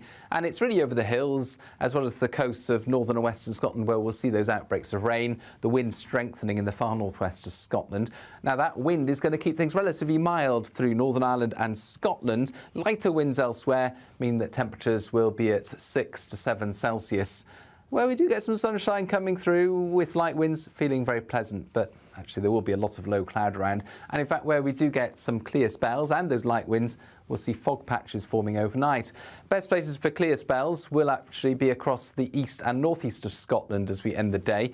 Those outbreaks of rain continuing for Shetland and Orkney, as well as, say, the Northwest Highlands. But elsewhere across Scotland, it's mostly dry. Northern Ireland, dry but with a lot of cloud. You wouldn't rule out the odd spot of drizzle coming out of the low cloud across England and Wales, but you can see how varied the low cloud is. There'll be some large gaps in it, and where we do get those gaps overnight, temperatures are going to fall away. Frost and fog patches forming, particularly for parts of central and northern England into parts of mid to east Wales. Nevertheless, it's a chilly start to Saturday wherever you are, where we do get those clear spells, -1, -2 Celsius, and some stubborn fog patches first thing Saturday. But for many, it's a cloudy start once again, extensive low cloud around. Some gaps once again, northeast Scotland, northeast England, parts of Wales and the southwest, for example, increasingly so as we go into the afternoon on Saturday. But it's going to feel colder on Saturday compared with previous days, 3 or 4 Celsius in the south, for example, and wet and windy in the far northwest. A nice bright morning will generate a lovely warm day, right through to the evening. Boxed Solar, sponsors of weather on GB News. Hi, I'm Michelle Dewberry, and my show is your opportunity to cut through all the noise and dive in headfirst to some robust debates. Ideas clash. Situation, no, isn't it? Because the failure is... You're deliberately avoiding my point. Nothing's held back. And if you think this is the end of it, wait for more. And we do not shy away from the difficult stuff. Sometimes I want to shake people and say, if only you understood. So join me on Jubes & Co. weeknights at 6 p.m, only on GB News, Britain's news channel. Sunday with Michael Portillo from 11, only on GB News. Figures released by the National Child Measurement Programme in 2024 found that almost 1 in 10 children was obese in the first year of school. Children living in deprived areas are twice as likely to be overweight as those in more affluent parts. Organisations like the Prepped Foundation are educating youngsters about healthy eating by giving them the skills to create balanced meals. TV chef James Golding has joined the foundation as the head of food education, and he joins me now to talk about the work. James, lovely to see you here. Good to see you too. So Prepped used to be Table Talk Foundation, and it's now obviously Prep for Life, Prep for Knowledge. It's basically a charity to encourage kids to have a better understanding of food, but at the same time enjoy cooking and hopefully make better food choices in their life, as well as perhaps, you know, share the information we give them with their families. Do you see them developing an understanding of the difference between healthy and unhealthy food? Yes, I think that, you know, kids tend to sort of be taught a lot of this in school, but being able to actually ask questions to a chef and be able to cook with produce which they know is one, that is going to be tasty because they've tasted it, but two, open their eyes to food that they may not have tried before. I think that, you know, I think a lot of kids say they don't want to try stuff because they don't like the way it looks, but the way that we produce our sessions, you know, we encourage the kids to try, and I think it really does open their eyes. It's very easy, I think, currently to be able to make easier choices, say fast food choices or you know, that type of thing, and it's obviously giving people the ability to make the right choices, but also the skills to be able to do it. So I think it's something that needs to be addressed and something that really needs to be pushed, and that's what we're doing as a charity. GB News, the People's Channel. Good Afternoon Britain isn't just about us. The wonderful thing about this programme is it's about everyone watching. It's an interactive programme. Well, there absolutely is something to see here, and we're going to be talking about it more. Whether it's breaking royal news, Will, please bring us up to date. Or indeed a particularly punchy speech in the House of Commons. Very, very curious. We bring it to you live, and then we bring you live reaction as well. That's Good Afternoon Britain, weekdays from midday. Only on GB News, the People's Channel, Britain's news channel.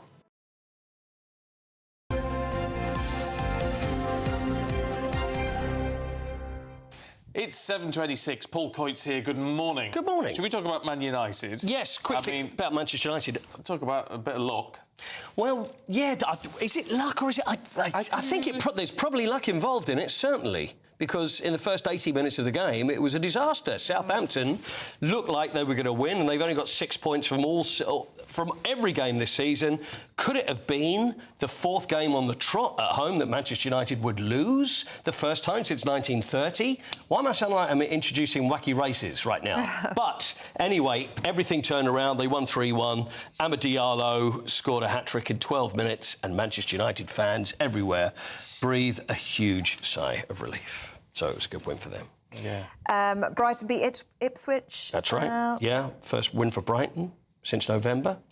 And also Invictus Games. Are we going to talk about the Invictus Games right now? We should. I think the Invictus Games, which is coming up, which is 3 weeks away, which happens over in Canada, in Whistler. And we spoke to Cameron earlier, didn't we, who's in Tamworth, and this at the Snow Dome in Tamworth, because for the first time at the Invictus Games, they're including winter sports. And the vice-captain of Team GB, Gemma Barnes, is there right now and joins us.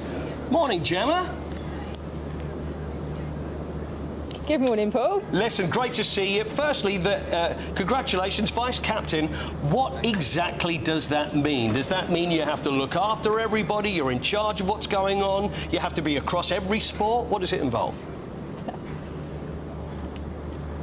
Yeah, so basically it just involves keeping an eye out for everybody. We're a bit of a voice for the team, so anyone on the team can come to us, ask us any questions. There's a bit of a welfare role. We also just rally everybody and just make sure that everybody's where they should be when they should be. But the RBL have a really supportive team that then support us. So yeah, it's a great role to have. I'm very, very lucky. OK, now interestingly, I was looking at your story because you were a physiotherapist, correct? And so you would work with people that you would see in the Invictus Games, and then due to an accident, you found almost like the role being reversed that you find yourself in there. Is that right? That's the most complicated way of explaining it. You can probably do it better than I can. No, you're absolutely right. And I found that one of the hardest things, actually, to go from being the person who was giving the help. You know, I was always the physio who was helping people with injuries. I was helping them get better. To then experience the other side of that and be the person who was injured and having to receive the help. It's been a really challenging time, actually, but it does fit in well with the vice captain role as well here, because I think I am a natural sort of helper. I like to keep an eye on people and check everyone's doing okay. So it does work really well, but it has been very strange being on the other side of the physio table, for sure. It's about getting confidence back, isn't it? I mean, we were talking about that earlier, and that's a huge part of those involved in the Invictus Games, and it's something that certainly happened to you as well, isn't it? Absolutely. I think when you're in the military, you have such defined roles, whether that's your job role or whether that's your profession, whatever it is. It's all so well defined and you know exactly where you fit. And I think when you get injured unexpectedly and everything changes, your whole life changes. You know, you lose your career that you've worked so hard for. You know, you lose your friends, you lose that sense of camaraderie. And I think it's really difficult for a lot of people when they become injured. You know, you lose your sport, you lose your profession, and there's a lot of loss involved around that. So I think the Invictus Games is really about counterbalancing that and giving you something back. You're gaining something. You're gaining sports, you're gaining friends, you're gaining camaraderie. You get to represent your country again. It's all those things that you lost when you became injured. So yeah, it's really, really great, and you see it a lot with everybody here. Everybody is gaining from this process. It's really incredible. But I'm imagining it's extremely competitive though, isn't it? Of course it is. Everything in the military is competitive. Yeah. You know, we can turn anything into a competition. It's one of our skills, definitely. Tell me about what you're doing, because the wheelchair curling obviously makes a lot of sense. We know what that would be about, but then you've got skeleton. Now, is it exactly the same as we would see in the Winter Olympics, the terrifying laying on like a tray going round at about 80 miles an hour? Yeah, that's literally it. I mean, I absolutely can't wait for that. I think that really sort of calls to the thrill seeker within me. So the only difference in Whistler is that we're going to go down from halfway down the track, so we won't be doing the full track. We'll just be doing the half track. But even then, I think that's a once-in-a-lifetime opportunity, you know, to go down the sled track at Whistler, you know, face first on a tea tray. I mean, what more could you want? Well, it's going to be a great way to, it would be my dream. I have to experience. Really. But you get to practice. I mean, where have you practiced this? Or are you going to tell me, actually, I've never done it before. We're going to give it a first go at Whistler. Yeah, that's exactly right. Really? In Are you true military serious? fashion, the first time we actually go on ice. Yeah, we'll be on Whistler. Yeah, 100%. Yeah, full military way. Just drop us in at the deep end and see how we go. But yeah, we're doing some indoor training. We're doing some land-based training. So we went to Bath Uni and we did some push starts on their concrete track. That was amazing. Right. Got to meet some of the able-bodied Olympians there. That was a really good experience. But a lot of our stuff is practicing lying on the sled in a room and having a VI headset on and just practicing the move. So yeah, the first time we get out there on ice will be our first time on skeleton, so just adds an extra layer of adrenaline to it. Honestly, I'm wishing you all the very, very best. I'd stick with the vice captain role and I'd maybe leave the skeleton for a while, but I know what you guys are like. But have a great time and congratulations, and we hope we'll be looking very carefully in 3 weeks' time. Yeah, good luck. Thank you. Thanks, Gemma. Oh, that's great. Gemma Barnes, vice captain. She's so Phenomenal. nice. I know, I'm still like... But you've seen the skeleton, haven't you? Yeah, I mean, it's That's literally bonkers. a tea tray. Yeah, and the speeds those things get up to, unbelievable. And I'm making a joke about saying, oh, yeah, have you tried? Oh, no, we'll just do it. I wouldn't be doing that for the first time on the ice. No. I can assure you of that. I don't think so either. No, it is very military, though, isn't it? It is. When they do parachute training and things, none of this tandem jumps. Yeah. Do a bit of training on the ground, then take you up in a plane and you have to jump out. No fear, no fear. She's doing snowboarding as well, so skeleton, wheelchair curling, snowboarding, and being vice captain. She's going to have a very, very busy time, I imagine. She is. Brave woman. I tell you what is lovely is, I mean, we talk about a bubbly lovely person. Yeah. You know when someone says, and the first thing she said, and she's going, well, I'm the sort of character, I find myself, I like to help people. You can tell, and the moment you speak to someone, you know straight away what sort of person they are. Yeah. So good on her. Good on her. Thanks, Foyty. Pleasure. Right, let's tempt you with a bit of money, should we? Because time is starting to run out on your chance to become our biggest ever giveaway winner. 50 grand, tax-free, could all be yours if you enter. Here's how you do it. Imagine how £50,000 in cash from us could make your new year go with a bang. Hi, my name's Victoria. I won the Spring Great British giveaway. So the day we got the money in our bank account, everything just felt a lot lighter. I would say if you're thinking about entering, just enter. For another chance to win £50,000 cash, text cash to 63232. One entry costs £2 plus one standard network rate message. Or text bonus to 63232. 5 entries cost £5 plus one standard network rate message. Go to gbnews.com/win. Entries start from just £2. You can call 0903 681 3232. Calls cost £2 plus your network access charge. Or post your name and number to GB10 PO Box 8690 Derby DE1 9TT. UK only. Entrance must be 18 or over. Lines close at 6 p.m. on the 31st of January. Please check the closing time if listening or watching on demand. Good luck.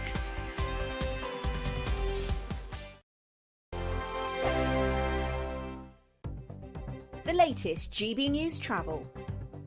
Good morning, I'm Russell Holding. ScotRail train services have been stopped between Elgin and Huntly for track safety checks. In Northumberland, the A192 is closed in both directions east of Cramlington between East Hertford and Seaton Delaval because of flooding. In Staffordshire on the A50, there are eastbound queues towards the Ashbourne Road roundabout in Uttoxeter. In Berkshire, Shinfield Road is closed northbound from Hollow Lane to the A327 Eastern Relief Road south of Reading because of a fire at the Shinfield Arms pub. Buses replaced C2C train services in London between Grays and Upminster via Rainham because of a signalling problem. The London Overground service is not running on the Suffragette line between Barking and Barking Riverside, and there's no service on the Windrush line between Clapham Junction and Surrey Quays because of late finishing engineering works. And on the M26 in Kent, it's taking a quarter of an hour in westbound queues approaching the M25.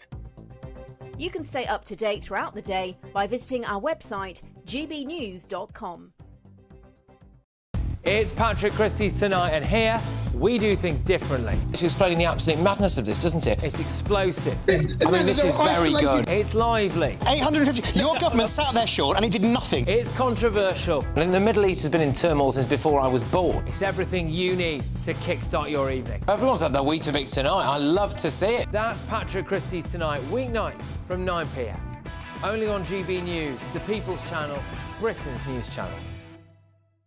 Join me, Camilla Tominey, for a frank and honest discussion with those in power that cuts through the spin and gets to the heart of the issues shaping our nation.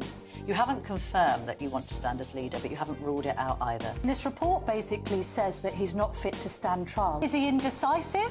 Incompetent? I deliver the dose of reality Westminster needs. That's the Camilla Tominey Show at 9:30 every Sunday on GB News, the People's Channel, Britain's news channel.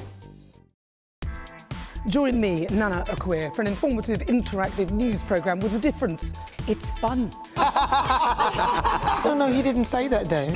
I'm so surprised. I think there's an element of truth to that. Join me from 3 p.m. every weekend, only on GB News, Britain's news channel. Thank you, Britain. Thank you for watching. Thank you for listening. Thanks for subscribing. Thank you for your support. It's you that make us the People's Channel. As we reflect on our journey so far, we're filled with immense gratitude. You mean the world to us. We couldn't have reached this point without you. As a very special thank you, we are giving you the chance to win one of 50 GB News thank you boxes. They're worth £50 each. For full terms and conditions, and to enter, just go to gbnews.com/thank you.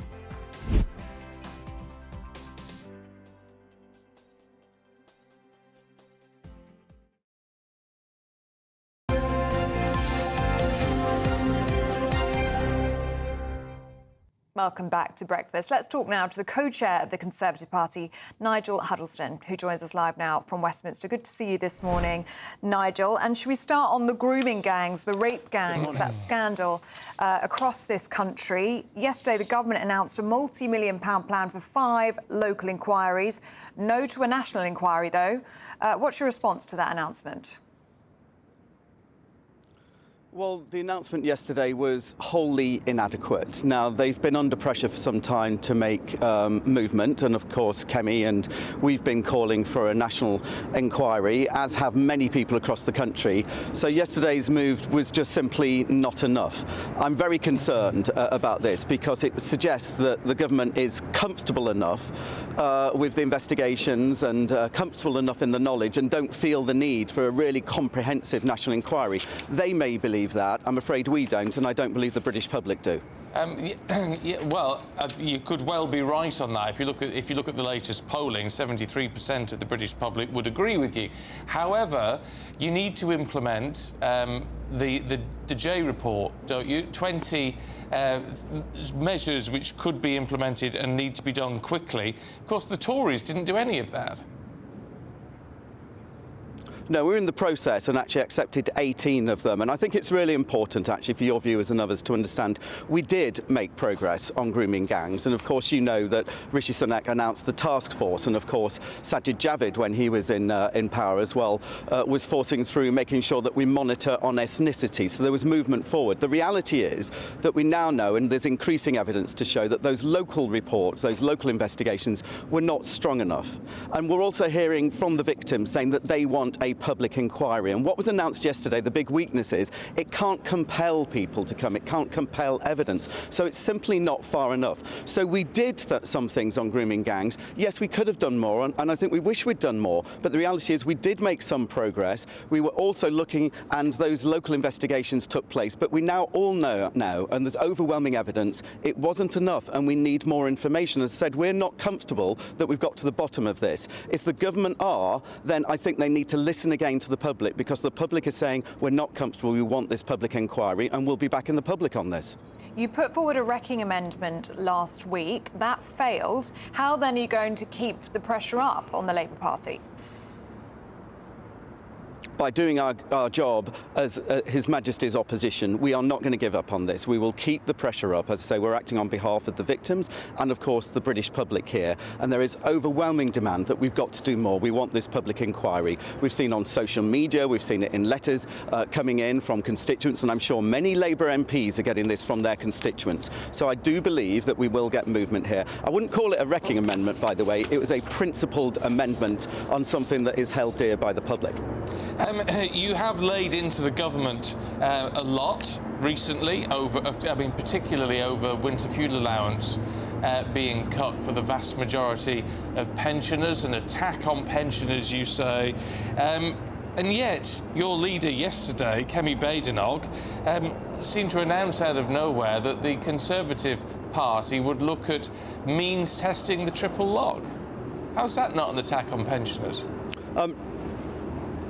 No, she didn't do that, actually. If you look at the full transcript, what she actually said in response to that question, the first response was no. I think everybody knows we've got a strong track record of looking after pensioners. That is something that we implemented. The triple lock is a Conservative Party policy, and it's something we're very proud of, and will continue as a point of principle to look after pensioners. But what Kemi announced yesterday, of course, was our approach going forward. And what we have said is that we're not going to announce lots and lots of policies and lots of popular things just for the sake of doing so. We want to make sure that we have a very, very clear policy platform with a plan, because we've got in the habit, many politicians of all colours got in the habit of announcing things instead of actually making sure that we can actually implement them. So it's not just what we would do, it will how we do it. And that was the message from Kemi yesterday on a whole range of things. You will be hearing policy announcements, but that will be as a result of policy commissions over the next few years. We're taking a really disciplined, principled approach to our policy development, because when you don't have policies, when you don't know what you want to do, you get in a mess. And that is the mess that this government's in at the moment. They didn't know what they wanted to do when they finally got power. She did say means testing is something we don't do properly in the UK. We are going to look at means testing. We've got to give something to the next generation. She didn't say no. Yes. And she did actually say as well, very, very clearly, no, in response to the first bit of the question. And she has said in the past, actually, she does believe that means testing, for example, for certain welfare benefits for millionaires is something that we should look at. And I suspect most of your viewers would agree with that. That's a completely different thing from saying that you're going to take winter fuel payments away from millions of people. Intergenerational fairness was something that Kemi commented on yesterday. And yes, we've got a proud record of looking after those who are vulnerable and the elderly people in this country. But the Conservative Party, under Kemi's leadership, also wants to make sure there's intergenerational fairness. And you will be seeing policy platforms developed over the next few years that also make sure that we're on the side of young people as well. That was the point she was making yesterday about intergenerational fairness. But I'd say I think what you've just said there is a misinterpretation of what she said rather than the actual comment she made. We talk about Kemi Badenoch's speech yesterday. She used the opportunity to list your party's feelings. She spoke about the mishandling of Brexit, spoke about repeatedly pledging to lower immigration numbers, but in fact they just kept going up. She also talked about promising net zero carbon emissions by 2050. That was done without a clear plan. What is Kemi Badenoch trying to do here by reminding people about all of your failures? What she's doing is establishing her leadership in the party, making it very clear that the Conservative Party is under new leadership. And in that refreshingly honest speech yesterday, she said that in order to make sure that we rebuild our party and rebuild trust in politics, one of the things we have to do as politicians is admit when we get things wrong. And we took a beating at the general election last year. Let's be in no doubt here. Look, we took a... You've got the likes of Reform, no, who it's are full of passion and enthusiasm ahead of you. Let me. Is it any surprise? Well, let me answer the question then. I say the first stage we have to go through, really importantly, is show that we have understanding and humility as to why it is that we lost the election last year. I was knocking on doors. We've been doing research. I've been knocking on doors now with the local elections. I am getting the message from the British public that they're angry with us because they felt that we let them down. And they felt like we let them down because we said things and then didn't deliver. And that is exactly what Kemi said yesterday. We understand that and we accept that. But going forward, the other part of the speech was a positive vision for how we will build the future of this country because, my God, we need to get rid of this Labour government as soon as possible. But as a party that wants to be a party of government as opposed to a party of protest, it's really important that we put forward responsible policies. Don't just tell people what they want to hear that are hugely popular. Anybody can do that. That's irresponsible. That's not what we do as Conservatives. We want to make sure that we are positioned for the next election to get rid of Labour. We need to make sure that what we say is credible and implementable. And that means being honest about the failures in the past, not repeating those mistakes. And by the way, this Labour government is doubling down on all the mistakes we made. Yes, we did many things right. Growing the economy, making sure that there were 4 million more jobs, massive improvements of educational standards. But let's be honest with the British public, there's a reason why they booted us out. And we understand that and accept that. If I was here saying, oh no, they were all wrong, we haven't listened to the public, you'd be criticising me for that. It was refreshingly honest of Kemi to be really clear. We understand why we lost the election, but it's our duty to make sure that we get back in and get rid of this Labour government, and we'll do so by being a responsible opposition and making sure we position ourselves as a responsible alternative government, not just going around telling people what they want to hear. Other parties do that. We don't. OK. Nigel Huddleston, excuse me, it's really good to talk to you this morning. Thanks very much indeed. Thank you. Now we'll be going through the papers shortly with Nigel Nelson and Claire Pearsall. But first, if you're in search of some winter sun, here's the forecast for some of the top European holiday destinations. Can't wait to get in that sea. Lovely and warm. Just like the feeling of having great travel insurance. All Clear Travel Insurance sponsors GB News Travel Destinations Forecast. If you or someone you know is looking for winter sun over the next few days, it will be breezy across much of the Med with some wet weather for Italy, but a lot of fine weather for Portugal and Spain, at least on Saturday. We're going to see sunny skies, a few drops of rain there for Gibraltar, but this system, named Storm Gabri by the Italians, is going to bring some very wet and windy weather through Sardinia, Sicily and much of Italy. That moves away through next week and it turns more unsettled in Spain. All Clear Travel Insurance sponsors GB News Travel Destinations Forecast. Good Afternoon Britain isn't just about us. The wonderful thing about this programme is it's about everyone watching. It's an interactive programme. Well, there absolutely is something to see here, and we're going to be talking about it more. Whether it's breaking royal news, Will, please bring us up to date, or indeed a particularly punchy speech in the House of Commons. Very, very curious. We bring it to you live, and then we bring you live reaction as well. That's Good Afternoon Britain, weekdays from midday. Only on GB News, the People's Channel, Britain's news channel. This is GB News, Britain's news channel. Lately, it's getting much better. People getting more educated in terms of overall well-being of the skin health rather than temporary aesthetic treatments. Because most of the treatments in aesthetic, it doesn't change the texture of the skin. It just gives like volumetric result or remove the wrinkles temporarily. So what are the most popular treatments that people are after? According to a statistic report, first is anti-wrinkle, then dermal filler, then energy-based device. Yeah. But lately, biostimulators also became very popular. And what do you mean by biostimulators? Biostimulator, any substance that can change the texture of the skin, or like it will lead to postpone the aging process, or proliferate more collagen, increase the elasticity of the skin, such as polynucleotide or exosome, or different vitamins and minerals in a form of mesotherapy considered as a biostimulator. Turkey's a particularly popular destination because the costs are so much lower. There have also been a lot of horror stories about what can happen when things go wrong, even people dying from post-surgery complications. What would you advise people? Choose as a practitioner or surgeon very carefully and never prioritize price over quality. This is your face after all, your body after all. And mistakes can be reversible. It can be irreversible. And sometimes it's not like a booking restaurant or hotel. It's a sensitive matter that can affect their confidence and skin and body for life. So they need to choose very wisely. They need to search what kind of methodology that particular surgeon, they perform the treatments. Are they using any safety tools? GB News, the People's Channel. Headliners on GB News 11 p.m. every night. It's got 3 top comedians going through the next day's newspapers so you don't have to read them, which is great. That's a good point. He's lying. I mean, maybe he's not lying. That's Headliners every night from 11 p.m. and 5 a.m. as well on GB News, Britain's news channel. I'm Nana Acquia. This is GB News, Britain's news channel.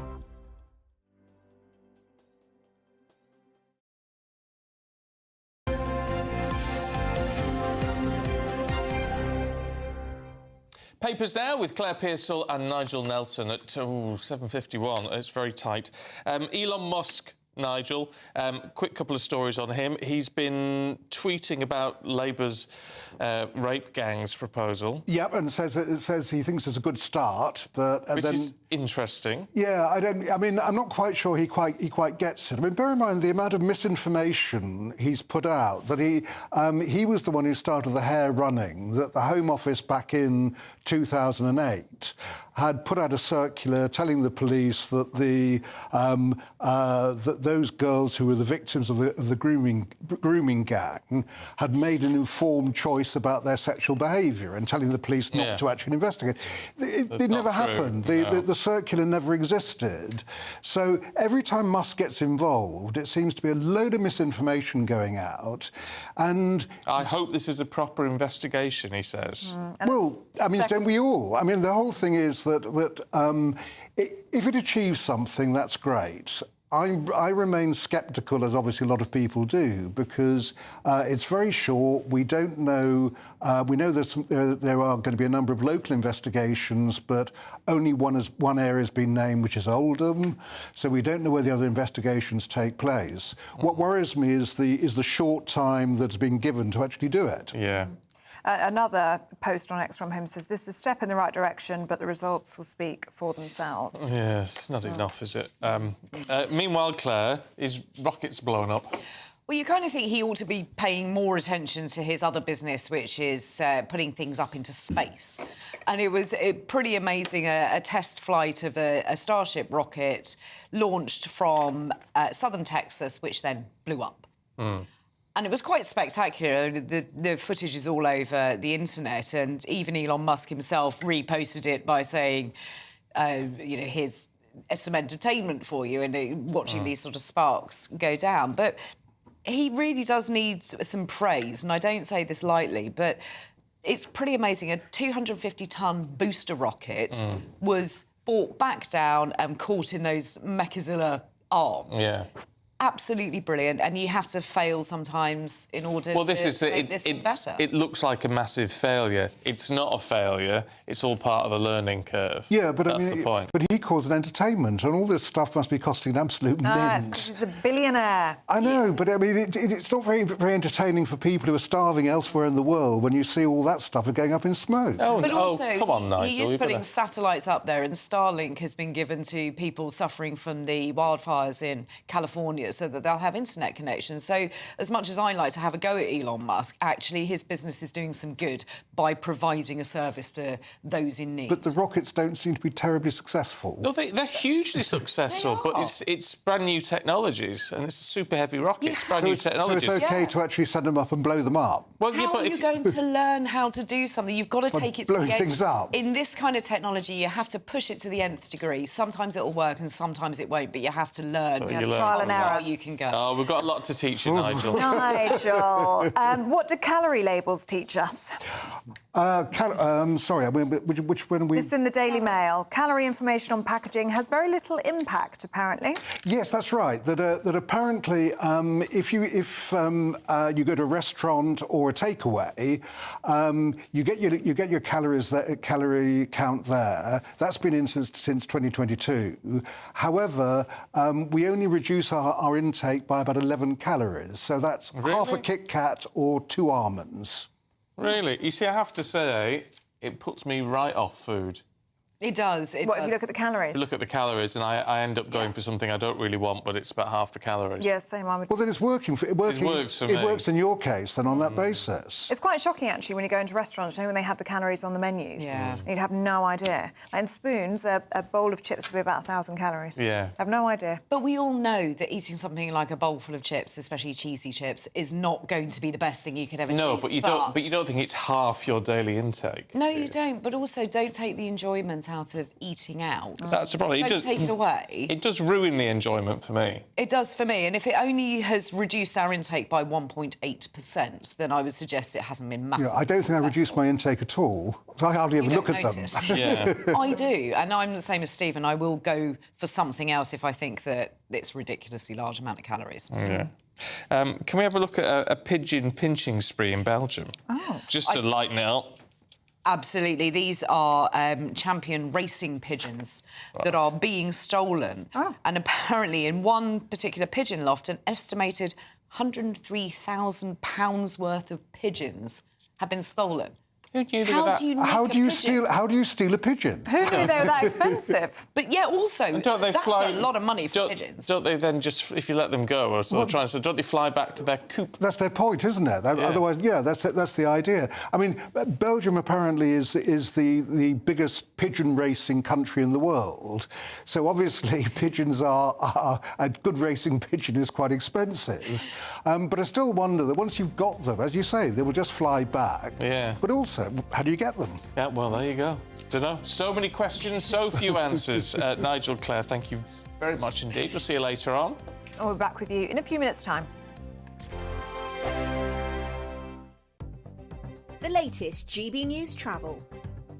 Good morning, I'm Russell Holding. ScotRail train services are suspended between Keith and Aberdeen for track safety checks. In Northumberland, the A192 is closed in both directions east of Cramlington between East Hertford and Seaton Delaval because of flooding. On the M5 in Worcestershire, 3 out of 4 lanes are closed northbound just after junction 6 at Worcester after an accident involving a couple of lorries. There are delays towards and past there. In Berkshire, Shinfield Road's closed northbound from Hollow Lane to the A327 Eastern Relief Road south of Reading because of a fire at the Shinfield Arms pub. Buses replace C2C train services in London between Grays and Upminster via Rainham because of a signalling problem, with London Overground services not running on the Suffragette line between Barking and Barking Riverside. On the M26 in Kent, it's taking 25 minutes in westbound queues approaching the M25 because of roadworks. That's the latest. You can stay up to date throughout the day by visiting our website, gbnews.com.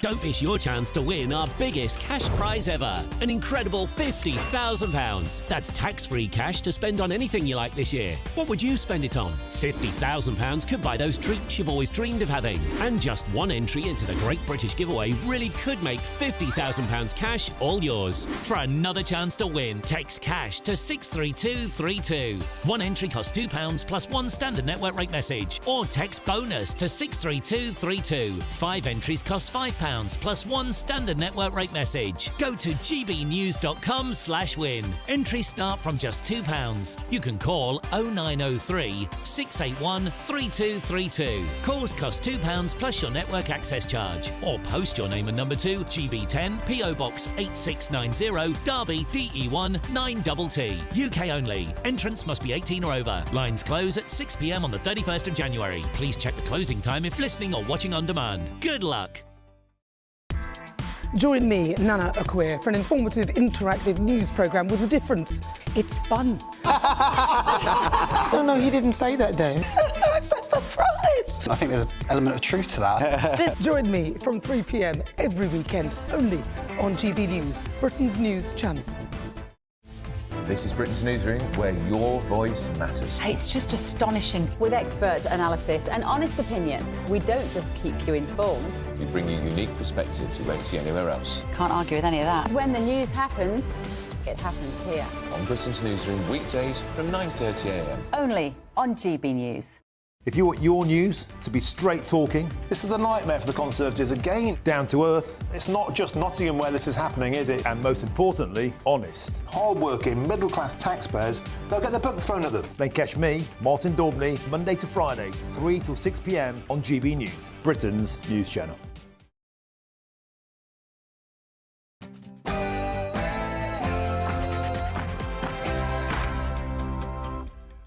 Good morning. Could there finally be justice for the victims of rape gangs? The Home Secretary announces a series of urgent local investigations, conveniently on the same day as a former investigator threatens legal action against Labour. But calls for a national inquiry are ignored. So this is what the lawyer of many victims told Christopher Hope. It's in every town and every city. Kids on the street are being exploited for sex. Well, earlier we spoke to the leader of the Liberal Democrats, Sir Ed Davey, who's calling for more action. If we're going to be tough, yeah, let's have the inquiry. Just as you say, you're quite right about that. But I don't think we should let the government get away with not taking the action now. We need to take the action now. Kemi Badenoch says the Conservatives will consider means testing the pensions triple lock, adding that we've got to give something to the next generation. We asked the co-chair of the Conservative Party about this earlier. He seemed a bit unsure. The Prime Minister stops off in Poland to begin talks for a new bilateral agreement. Is Labour getting too cosy with the EU? Farmers' fury. Protesters take to supermarkets as they rally against the family tax rate. As Canada prepares to host the Invictus Games, we're meeting some of this year's most inspiring competitors. Yes, and join me as Team UK prepare to fly to Canada to join Prince Harry for the Invictus Games, the first time winter sports have been included in the competition, helping serving personnel and veterans. It's pints all round as the pub of the year is crowned. Stay tuned to find out if Britain's best boozer is your local. And in sport, a very lacklustre Manchester United, are very nearly well beaten by Southampton, but end up winning. Makes sense, doesn't it? Brighton get their first Premier League win since November at Ipswich. And in tennis, Danielle Collins has done herself no favours with the crowds at the Australian Open. It's another grey start out there for many of us, but there will be some sunshine in places. Find out where in the forecast coming up soon. It's just gone 8 o'clock. I'm Stephen Dixon. I'm Ellie Costello, and this is GB News Breakfast.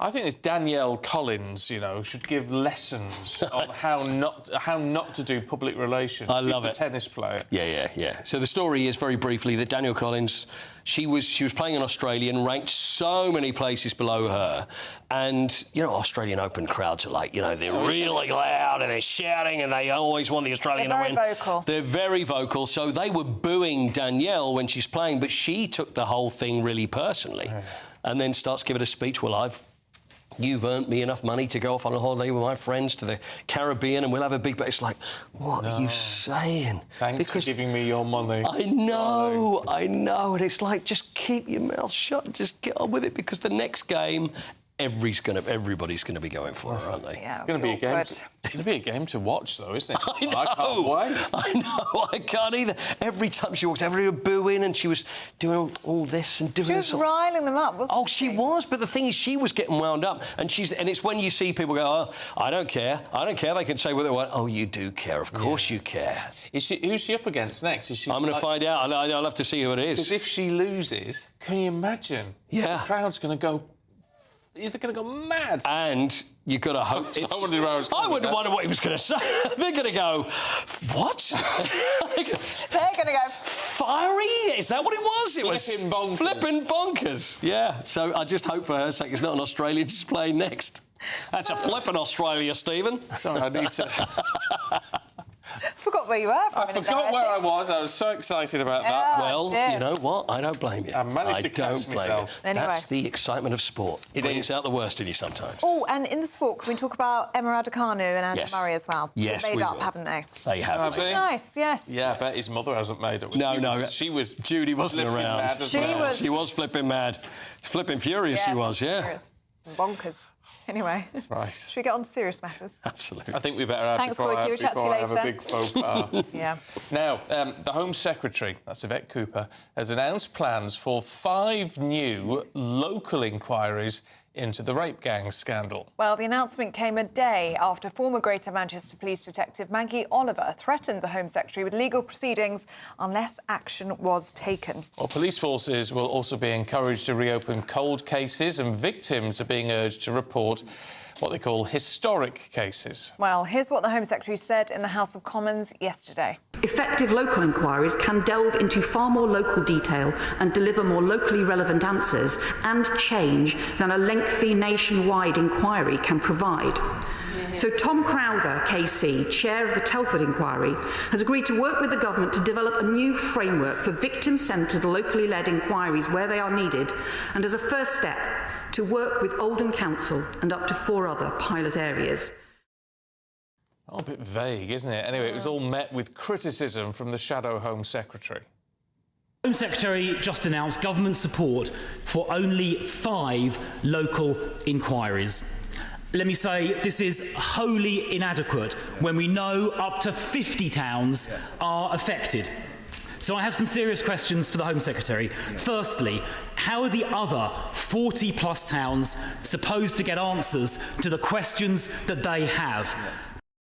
Well, let's get more on this from our national reporter, Charlie Peters. Good to see you, Charlie. I mean, does this go far enough? What are survivors telling you? All the people who were campaigning for a national inquiry yesterday morning are still campaigning for a national inquiry. And the Shadow Justice Secretary, Robert Jenrick, has today described this as a toothless grooming gangs probe. Now, the government say that the key part of this will be this rapid audit, a 3-month investigation, independent of the Home Office, led by Baroness Casey, to look into previous examples of child sexual exploitation, to really get to grips with the extent of this crisis, and also, crucially, to look at cultural, societal and ethnicity drivers behind the abuse. They hope that by doing so, they might be able to expose what's been going on or even reassure the public about this situation. We've heard Chris Philp there, the Shadow Home Secretary, leading the criticism of Yvette Cooper, but actually the more effective response came from Sarah Champion, the Labour MP in the backbenches, who asked the Home Secretary, will these local inquiries have statutory footing? Because she was very elated when this mooted announcement was first floated from the Home Office early yesterday. We didn't know what to expect, but very quickly we realised that what Sarah Champion wants, what many of the people who are backing a national inquiry want, wasn't going to be delivered. In all of the local inquiries we've had, including the Telford-style inquiry, which is now being promoted, no one's been compelled to give evidence. Nobody is held accountable. And Jess Phillips, the Safeguarding Minister, has said, we know what works, the Telford-style victim-centred model works. But if you ask the survivors from those areas, what did you get from that inquiry? They say they got some truth, but they didn't get any justice. Nobody was sacked, nobody was investigated. Well, that seems to be the point with this, because if it's this audit, if you like, I mean, what, trying to assess the scale of what has gone on and in what communities it has gone on, but that doesn't therefore seem to necessarily ask the questions as to what failings allowed this to happen. Precisely, and that's been a consistent problem with so many of these reviews you've had so far, even the major ones into Rotherham. No police officers were sacked as a consequence of the grave failings there. No local officials who neglected to investigate, or in many cases actively covered up investigations, were held accountable for that. Survivors around the country, many thousands of them, have had to put up with this time and time again. Now, we're going to have this local review into Oldham as one of the 5 areas, but they've not said what the other 4 areas are.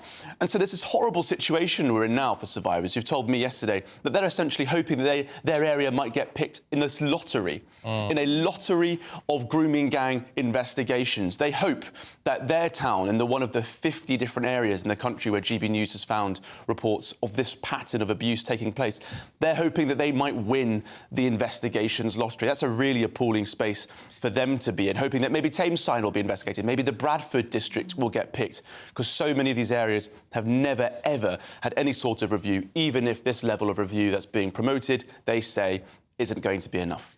What do you make of the timing of this announcement from Yvette Cooper? Do you think it's anything to do with the legal action threatened by Maggie Oliver? I think unconnected, because the timing isn't quite so linked. But Maggie Oliver's legal action, and specifically about the 20 recommendations being implemented, they already said they were going to do that and they would set out a timetable. Well, but we haven't had a timetable. They're going to publish one in the spring. I think the 20 recommendations piece will come quite straightforward. The more difficult political problem for them and the timing of this is the fact that 10 days ago, well, 11 days ago now, Sir Keir Starmer said that people calling for a national inquiry were jumping on a bandwagon spread by the poison of the far right. And so, with all this relentless pressure, all the polling showing that even Labour voters want this inquiry, even Labour voters see it as a cover-up, they can't very suddenly do a U-turn on this. It's politically impossible. They need to do a 3-month audit, develop their own case for a further inquiry. And I heard some commentators say yesterday that they feel as though this government is now tiptoeing towards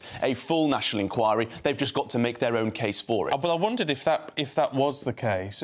But by the fact that this is described as, and these 5 local inquiries are being described as pilots. Pilot schemes, precisely. Which is extraordinary, actually. It's extraordinary language when you're talking about something on this scale that is this serious. Right, and imagine if you're one of those survivors waiting to see if you're going to be picked for a pilot scheme. Does that mean that something more sufficient would come down the line later? This is just you're assessing what could be done. Fundamentally, the Labour government cannot be seen to be dancing to the tune of Elon Musk and media pressure, which is exposing the extent of this issue. And so they do need to, for their own political strategy, build their own case for this approach. I'm pretty convinced that's what's going on at the moment, that we are tiptoeing towards a national inquiry. And I think it's quite clear from survivors and their families I spoke to yesterday, they're not going to be placated by this halfway house approach. They don't think it's sufficient. Some survivors met with Jess Phillips, the Safeguarding Minister, yesterday in Birmingham. Those are survivors from Oldham. A couple of them were enthused by what happened, but others said they felt as though they're just being put back in their box, saying, we've done something for you now, stop complaining. Marlon West, the father of a survivor in Tameside in Greater Manchester, where there's never been any sort of review. His daughter was groomed by gangs in Rochdale as recently as 2 years ago, and there are many ongoing struggles there.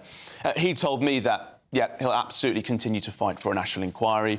And he was grateful for the level of pressure on the government to put this on a statutory footing. Because fundamentally, all the survivors and campaigners say that regardless of the kind of inquiry you have, whether it's victim-centred local review, judge-led, government-led, there's no point in doing it unless you can compel witnesses, unless you can prosecute people on the stand and ask them, why did you not do that, or why did you do that? Are you more scared about political correctness than you are about the security and justice for young women and girls, and indeed some boys in our country. Those are the sort of questions they want to put to people, and so far, that's not going to happen. Do you think these 5 local investigations will dampen, if not extinguish, those accusations of a cover-up? Labour are in deep trouble on that perspective, because the polling that we had 2 days ago showed that even Labour voters thought there had been a cover-up on this issue. But when you drill down into what they think the cover-up is, it gets even more interesting. It's not just political correctness. The dominant factor for the cover-up, people believe, is corruption. Active influence of local officials, elected councillors and police officers conspiring to prevent investigation. We have seen some of that already in the local reviews, which again couldn't even compel witnesses. So people know this is a problem, and they're nervous, I think, about what might be exposed fully if a full inquiry was launched. There will be people in politics right now sitting in local authorities worrying that what might come down the line may expose grave failings in their areas, and someone, somewhere, will need to be held to account for it. Do you know what I can't get my head around, Charlie, with all of this? And I know I'm the oldest on this desk by quite a long way. But obviously, the Rotherham issues, the Oldham issues, it was reported, there were prosecutions. As someone who talks about the news every day, I had no idea, no concept that this was as bad as it actually is. And that's going to be my lingering issue with this, is that how has this rumbled under the surface for so long and it hasn't made the news? There haven't been reports, there haven't been local politicians standing up and yelling and screaming about this. The writer Ben Sixsmith described it last week as a conspiracy of murmuring. For decades in the country, we've sort of reflected on this issue quietly. Everyone's rumbled around about how bad it is, but there's never been a proper national effort to join the dots to expose the nationwide extent of the atrocity and also to really show just how appalling this kind of abuse is. I'm conscious this is a breakfast programme, but people need to just read the sentencing remarks from some of these appalling trials. Or if you can attend a sentencing, often sentencings that GB News have been to, we've been the only outlet there. People have moved away from this scandal. They don't think it has the gravitas and extent that it truly does. But it's been a mission of this channel to really bring it back to the forefront of the national coverage. We're seeing now politicians discussing our analysis. We heard it there from Chris Philp, the 50 different towns and cities. That was a GB News investigation showing that it wasn't just a handful of isolated northern towns and areas in the Midlands. This goes all the way from Bristol, Banbury, Buckingham, High Wycombe, all the way up to Glasgow and Dundee. We've got grooming gangs with this sort of pattern of abuse all over the country. Now, we had a grooming gangs task force launched in April 2023 on the back of a GB News investigation.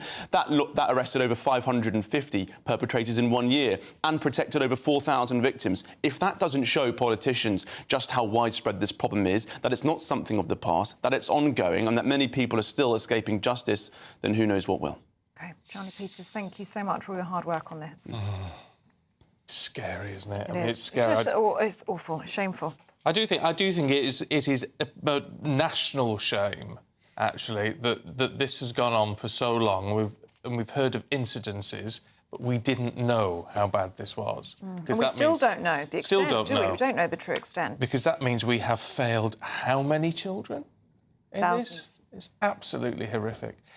So it's our poll of the day today. We're asking, has the Home Secretary, Yvette Cooper, gone far enough with what she's launched so far, these 5 pilot schemes? We'll bring you the results throughout the day. Final result in Martin's show later. If you want to take part, go to gbnews.com/poll. Now, at 16 minutes past 8, let's take a look at some other stories coming into the newsroom this morning. Well, the breaking news today, latest retail figures give an insight into how high streets are performing. Retail sales fell by 0.3% in December. That's despite it being Christmas. Sales still remain 2.5% below pre-pandemic levels. So that means it is still very tough news for the high street. The Israeli Prime Minister Benjamin Netanyahu has confirmed a deal to return Hamas-held hostages. That's despite last-minute efforts by some cabinet ministers to stop the ceasefire. Later today, Israel's security ministers will convene to approve the deal. The Conservative leader Kemi Badenoch has said her party would consider means testing the pensions triple lock. She said this during an interview on LBC. The Shadow Chancellor Mel Stride previously described the system brought in by his party and the coalition in 2011 as unsustainable. The leader of the opposition is being called on to urgently clarify her comments. Younger workers need more time off for stress compared to their older colleagues. That's according to a new report by Mental Health UK. It identified that 1 in 3 employees in the 18 to 24 age bracket took time off work last year for their mental health.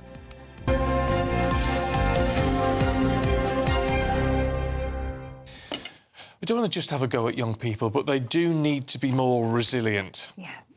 I know of someone who, after the Brexit vote in 2016, they were a Remainer, they lost. It's disappointing if you lose an argument in that sense.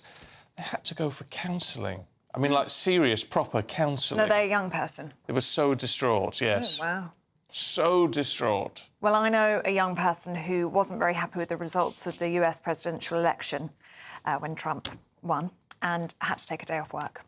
Their boss was very understanding, apparently. But is that a mental health day, then? Well, she said it was she took it as mental health day, yeah. You see that? But... Anyway, let us know what you think. According to this report, it is young people doing unpaid overtime or having to take on extra shifts to pay for the cost of living.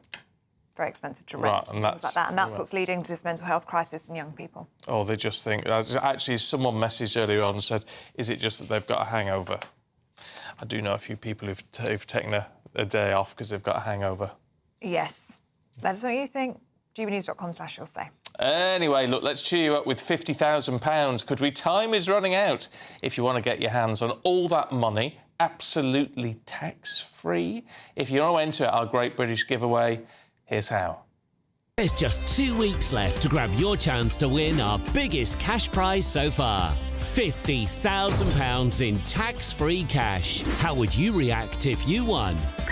Oh my God. That's a big surprise. Amazing. Just the best feeling ever. I'm in shock. That is absolutely fantastic. Thank you. For another chance to win £50,000 cash, text cash to 63232. One entry costs £2 plus one standard network rate message. Or text bonus to 63232. 5 entries cost £5 plus one standard network rate message. Go to gbnews.com/win. Entries start from just £2. You can call 0903 681 3232. Calls cost £2 plus your network access charge. Or post your name and number to GB10 PO Box 8690 Derby DE1 9TT. UK only. Entrance must be 18 or over. Lines close at 6 p.m. on the 31st of January. Please check the closing time if listening or watching on demand. Good luck. Yes, good luck. Still to come. Do stay with us. Britain's best boozer has been announced. Find out if it's your local. Next.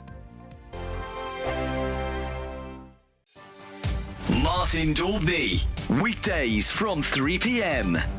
An absolute monster. It took Chloe and Sean Ing 90 minutes to reel in this gigantic 8-foot-long monster fish from Chigborough Fisheries in Essex.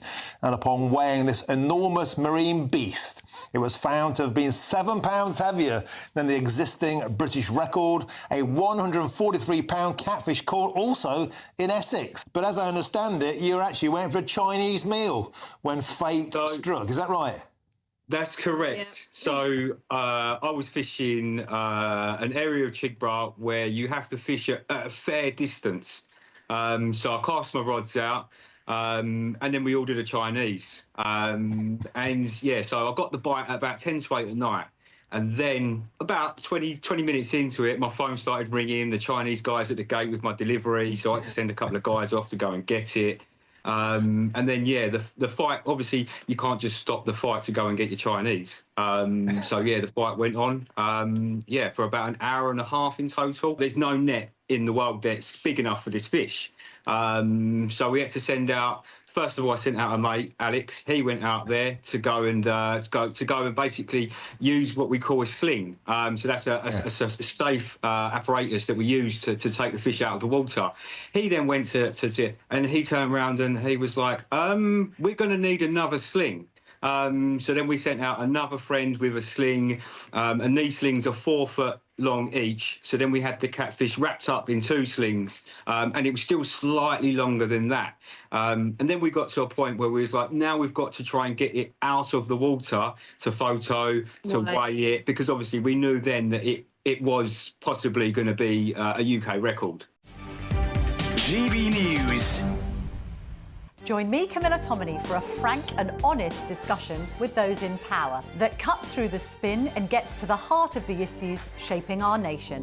You haven't confirmed that you want to stand as leader, but you haven't ruled it out either. This report basically says that he's not fit to stand trial. Is he indecisive? Incompetent? I deliver the dose of reality Westminster needs. That's the Camilla Tominey Show at 9:30 every Sunday on GB News, the People's Channel, Britain's news channel. Hi, I'm Michelle Dewberry, and my show is your opportunity to cut through all the noise and dive in headfirst to some robust debates. Ideas clash. Situation, isn't it? Because the failure is... You're deliberately avoiding my point. Nothing's held back. And if you think this is the end of it, wait for more. And we do not shy away from the difficult stuff. Sometimes I want to shake people and say, if only you understood. So join me on Jubes & Co. weeknights at 6 p.m, only on GB News, Britain's news channel.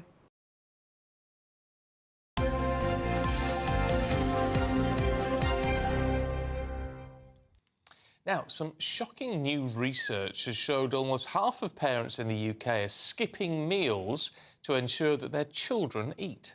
The figures show that parents are struggling to prepare family meals due to cost of ingredients and energy. This is even if they feel that sitting down and eating a meal as a family is a valuable thing. Well, Vivian Waterfield is a charity deputy chair, and she joins us now. She's from Home Start.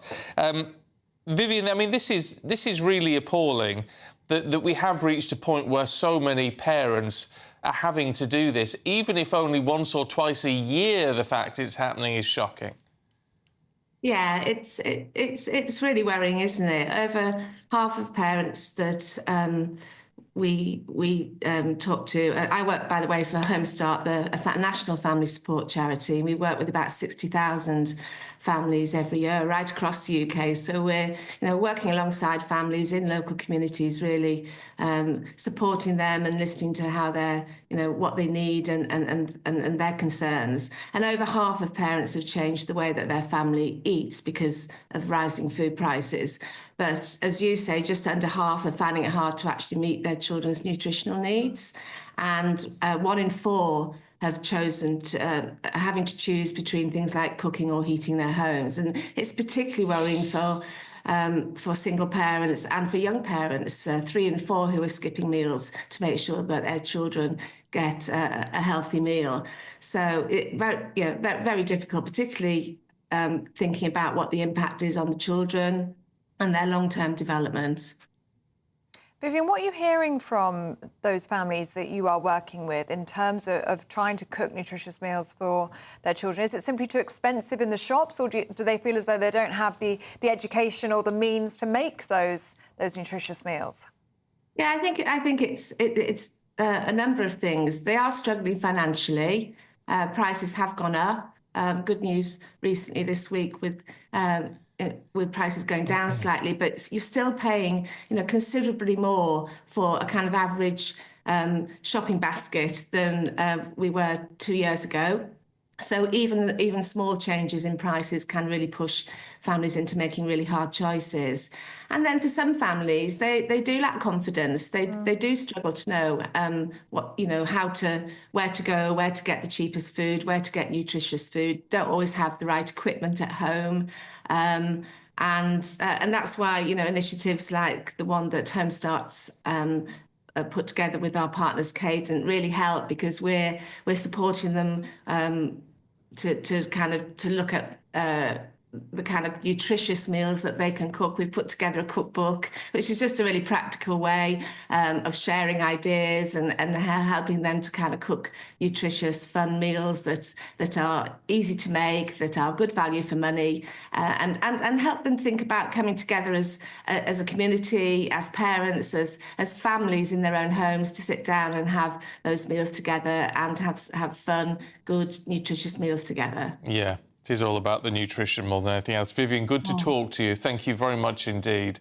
Do you know what? It takes me back to when my father was made redundant back in the 80s, and we had no money. I mean, we had nothing. What my parents used to do, my mother used to do, was make very often, but it was all very, very cheap food, but nutritious, and things like black-eyed bean stew. Yeah. I mean, as a kid... veggies are cheap, aren't they? As a kid, I hated it. I mean, I hated it, but it was good for you, and of course you had to eat it because there wasn't anything else. Yeah. And so you survive. That's how you survive.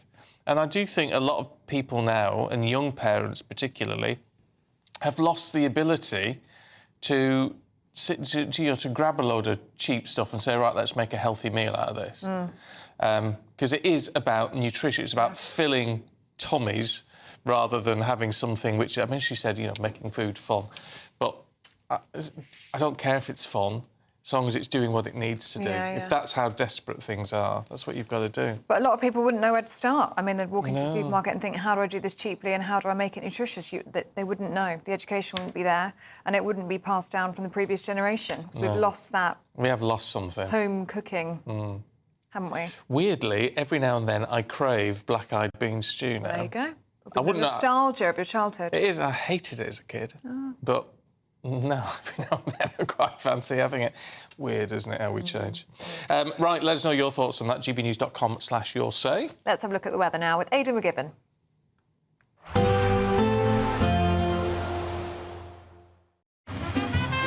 Despite the morning rain, it'll be a nice, warm, cosy day ahead. Boxed heat pumps, sponsors of weather on GB News. Hello, a very good morning to you. Welcome to the latest forecast from the Met Office for GB News. Windy with outbreaks of rain in the far north today, low cloud and mist elsewhere, some sunny spells breaking through. You'll be lucky if you're in one of the sunnier spots, though, because much of the UK is going to be cloudy.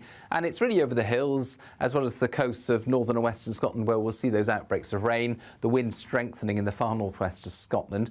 Now, that wind is going to keep things relatively mild through Northern Ireland and Scotland. Lighter winds elsewhere mean that temperatures will be at 6 to 7 Celsius, where we do get some sunshine coming through with light winds, feeling very pleasant, but actually there will be a lot of low cloud around. And in fact, where we do get some clear spells and those light winds, we'll see fog patches forming overnight.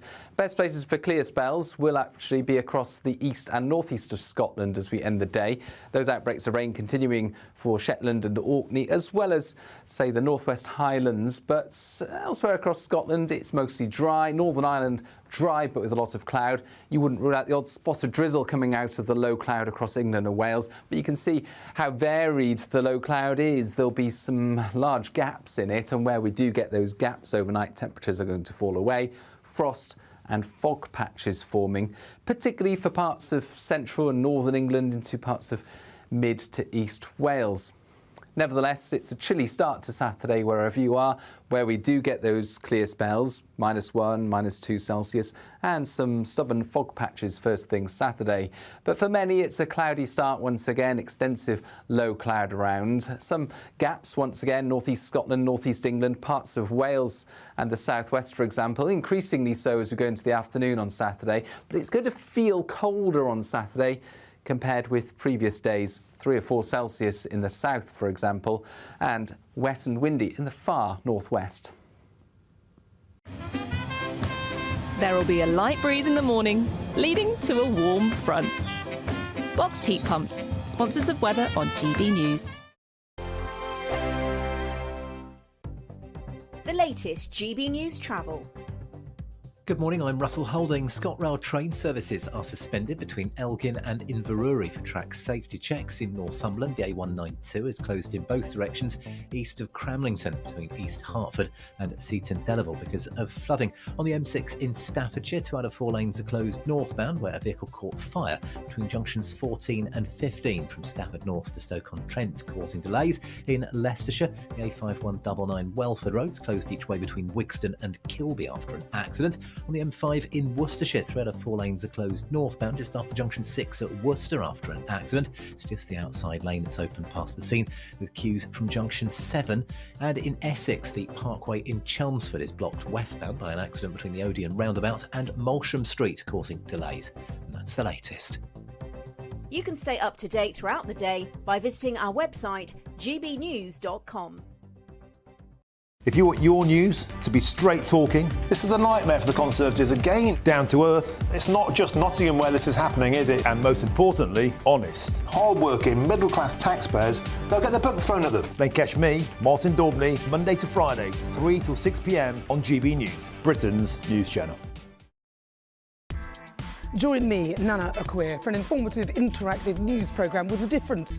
It's fun. No, he didn't say that, Dave. I'm so surprised. I think there's an element of truth to that. Join me from 3 p.m. every weekend, only on GB News, Britain's news channel. We're proud to be GB News, the People's Channel. And as you know, we always love to hear your views. Now, there's a new way of getting in touch with us at gbnews.com/yoursay. By commenting, you can be part of a live conversation and join our GB News community. You can even talk to me, Bev Turner, or any of the members of the GB News family. It's Patrick Christie's Tonight, and here we do things differently. It's explaining the absolute madness of this, doesn't it? It's explosive. I mean, this is very good. It's lively. 850. Your government sat there, Sean, and it did nothing. It's controversial. And the Middle East has been in turmoil since before I was born. It's everything you need to kickstart your evening. Everyone's had their Weetabix tonight. I love to see it. That's Patrick Christie's Tonight, weeknights from 9 p.m. Only on GB News, the People's Channel, Britain's news channel. Good Afternoon Britain isn't just about us. The wonderful thing about this programme is it's about everyone watching. It's an interactive programme. Well, there absolutely is something to see here, and we're going to be talking about it more. Whether it's breaking royal news, Will, please bring us up to date. Or indeed a particularly punchy speech in the House of Commons. Very, very curious. We bring it to you live, and then we bring you live reaction as well. That's Good Afternoon Britain, weekdays from midday. Only on GB News, the People's Channel, Britain's news channel.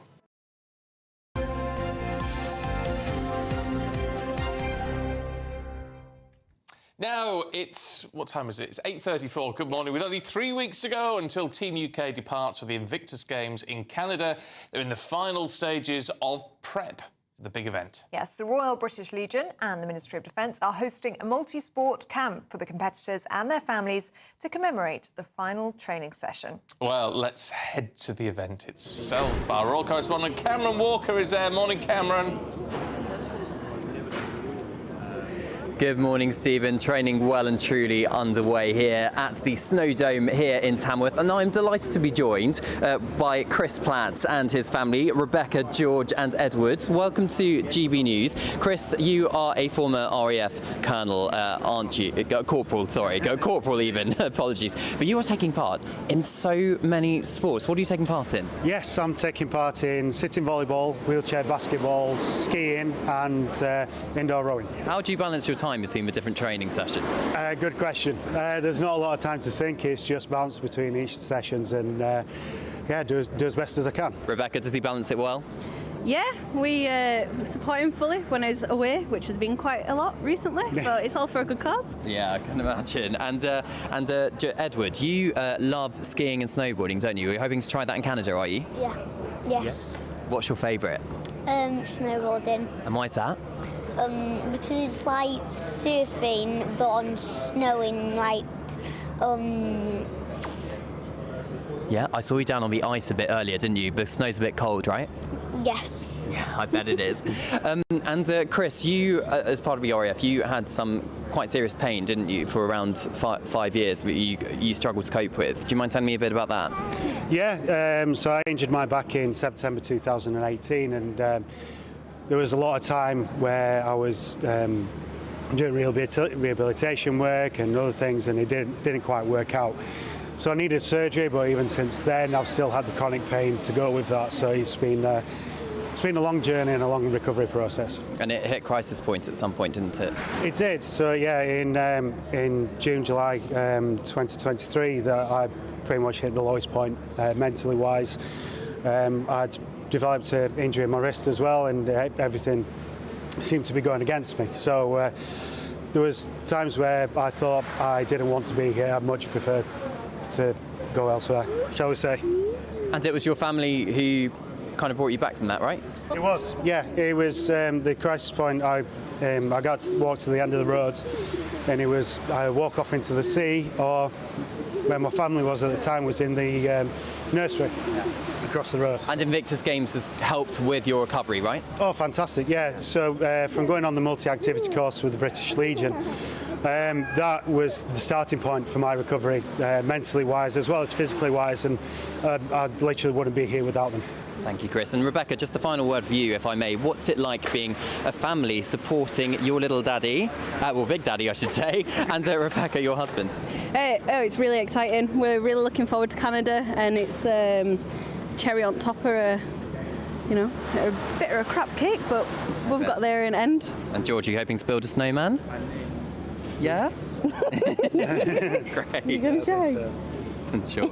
Well, thank you so much for speaking to you, all of you, and good luck with the Invictus Games. And the entire Team UK is flying out on the 6th of February, and Prince Harry will be joining them in Canada.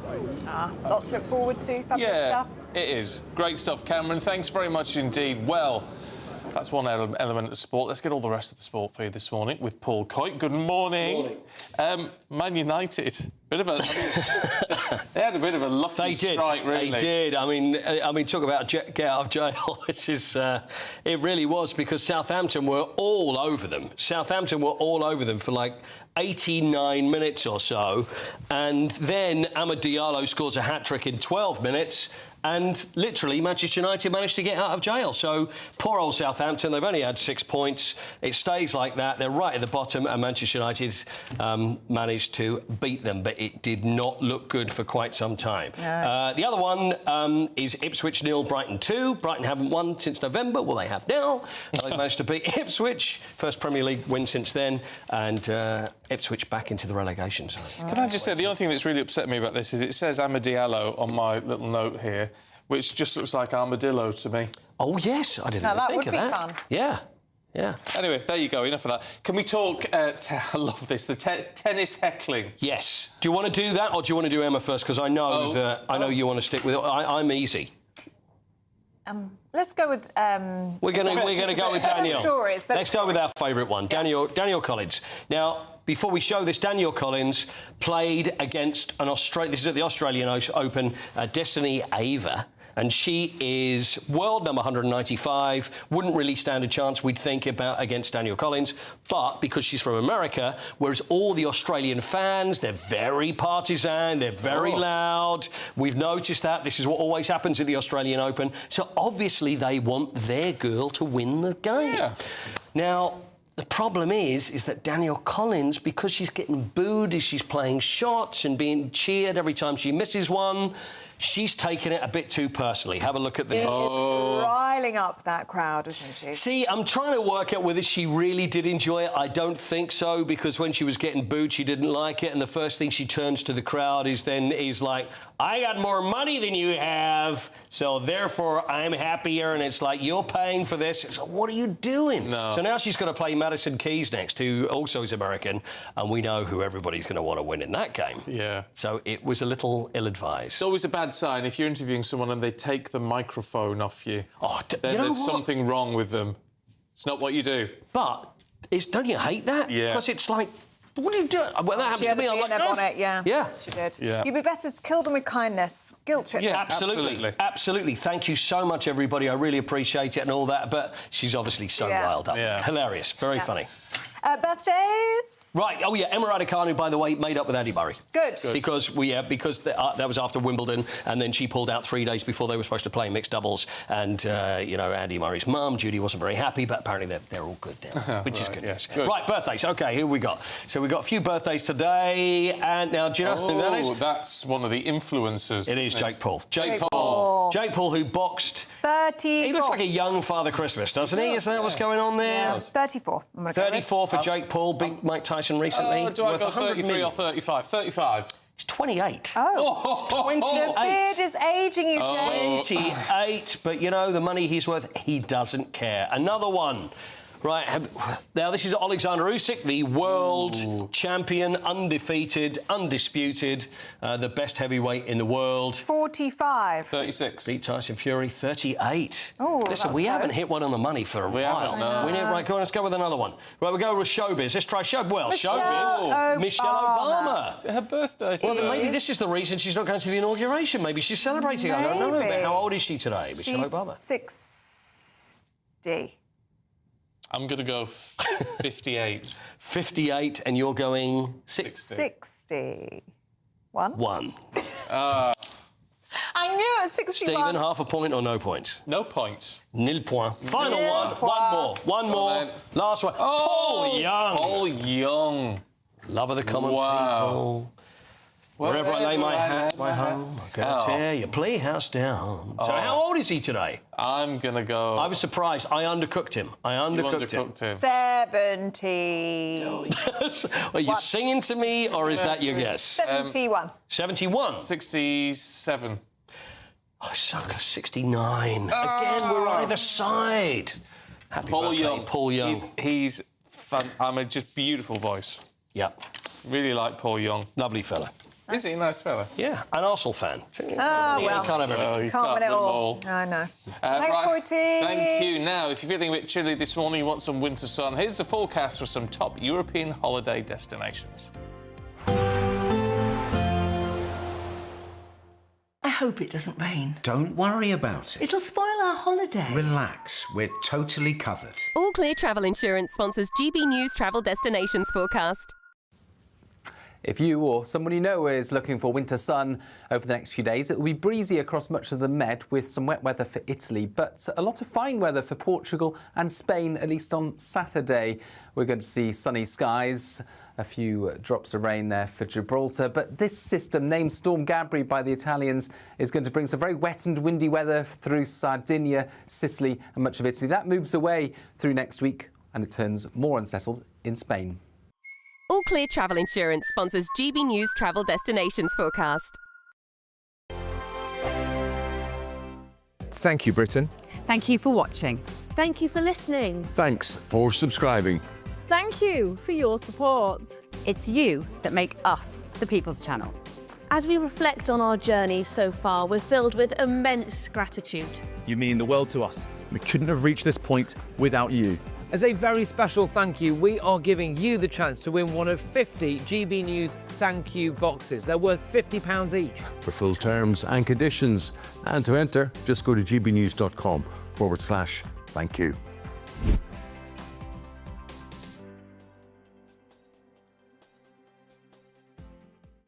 Patrick Christie's Tonight, weekdays from 9 p.m.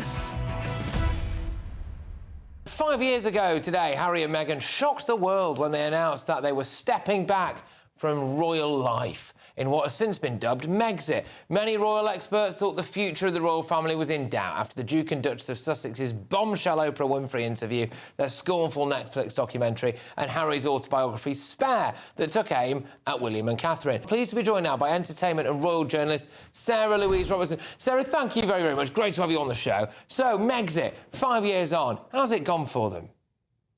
It couldn't have gone any worse. I remember, as you pointed out there, Patrick, 5 years ago, one senior courtier called this move a declaration of war on the royal family. Well, this is a war that Meghan Markle and Prince Harry have lost. They are the losers in this whole sordid affair. And the royal family have come out stronger, more unified and better than ever. You know, she had it all in her hands to play with. It was all there to play with. She had the HRH title. She could have gone on to do wonderful things. And what's she now? A reality star. She's not even a working actress anymore. This new cookery show, Netflix have put it in the reality side of their categories. What a come down that is. We don't see them together in public anymore. She's doing her thing. She's going down the avenue of reality TV. And Harry's trying, I think, to do some of his charity work. I still think that if he held his hands up and some things happened, that maybe the British public He'd would. have to beg his brother. He'd have to beg his brother. The sticking point here is Prince William. Charles, yes, misses his son. I will say that again. He does. GB News, the People's Channel. We're proud to be GB News, the People's Channel. And as you know, we always love to hear your views. Now, there's a new way of getting in touch with us at gbnews.com/yoursay. By commenting, you can be part of a live conversation and join our GB News community. You can even talk to me, Bev Turner, or any of the members of the GB News family.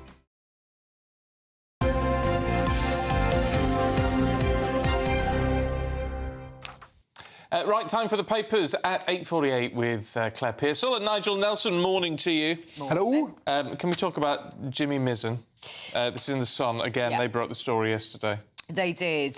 Very importantly, the killer of Jimmy Mizzen has broken his licence to film a rap video. But I think probably more appallingly, the BBC have decided to play his music on one of their radio channels. Which is glamorising a murder. Absolutely. Which is very possibly that of Jimmy Mizzen. Yes, the lyrics are pretty horrendous. This is drill rap, which is not something I'm hugely familiar with, but I have heard some of it. My son is a fan of that kind Claire of music. explained to me what it was in the car on the way up here. And it's that awful sound you sometimes hear. It is, it's a noise, but the lyrics glamorise killing somebody, how good it made them feel, how they would like to do it again. I think the BBC need to do a lot more research on the kind of people that they're putting out on their radio stations. But he does go by a different name. But it's not impossible to find out who these people are. Now, this is the BBC, an organisation with several hundred people working in a department. You're telling me that not one of them could do some background digging into who this artist is. If they're new, wouldn't you be interested in, where do they come from? Do they have a backstory? You would find out relatively quickly that this person should not be benefiting in any way. But I mean, if you're playing a record on the BBC, do you actually then go and see if the artist has got a criminal conviction? If they're working under a pseudonym, yeah, absolutely, you should find out who they are. You might check the lyrics. I mean, in fairness, that the offensive lyrics weren't played on the BBC, and certainly you would check what is actually going out. But I can't quite see background checks on a record. I've got to be honest, I can't. I can't. Well, I think he's think called so. 10 or something. He's called 10, yes. So, I mean, you just play it out. You can't take it on face value that somebody that's calling themselves 10 hasn't got some kind of criminal record, and especially as serious as this. And there are rules in place that people do not benefit from criminality in a financial manner. Well, if he's broken his licence, we shall have to see what happens to him next. The BBC have given us this statement saying decisions on music are made case by case. We have strict editorial guidelines in place before any content is broadcast or posted. BBC One Extra does not glamorise violence. That's the radio station which this was played. The Mail, Nigel. Now, I get my head around this. The Mail says it's got a big front cover saying it's going to publish Hitler diaries from tomorrow. What it says, what it actually says is it's going to publish diaries unseen for 80 years, a secret diary that will shock the world, with a picture of Hitler next to the diary, which is suggesting it's a Hitler diary.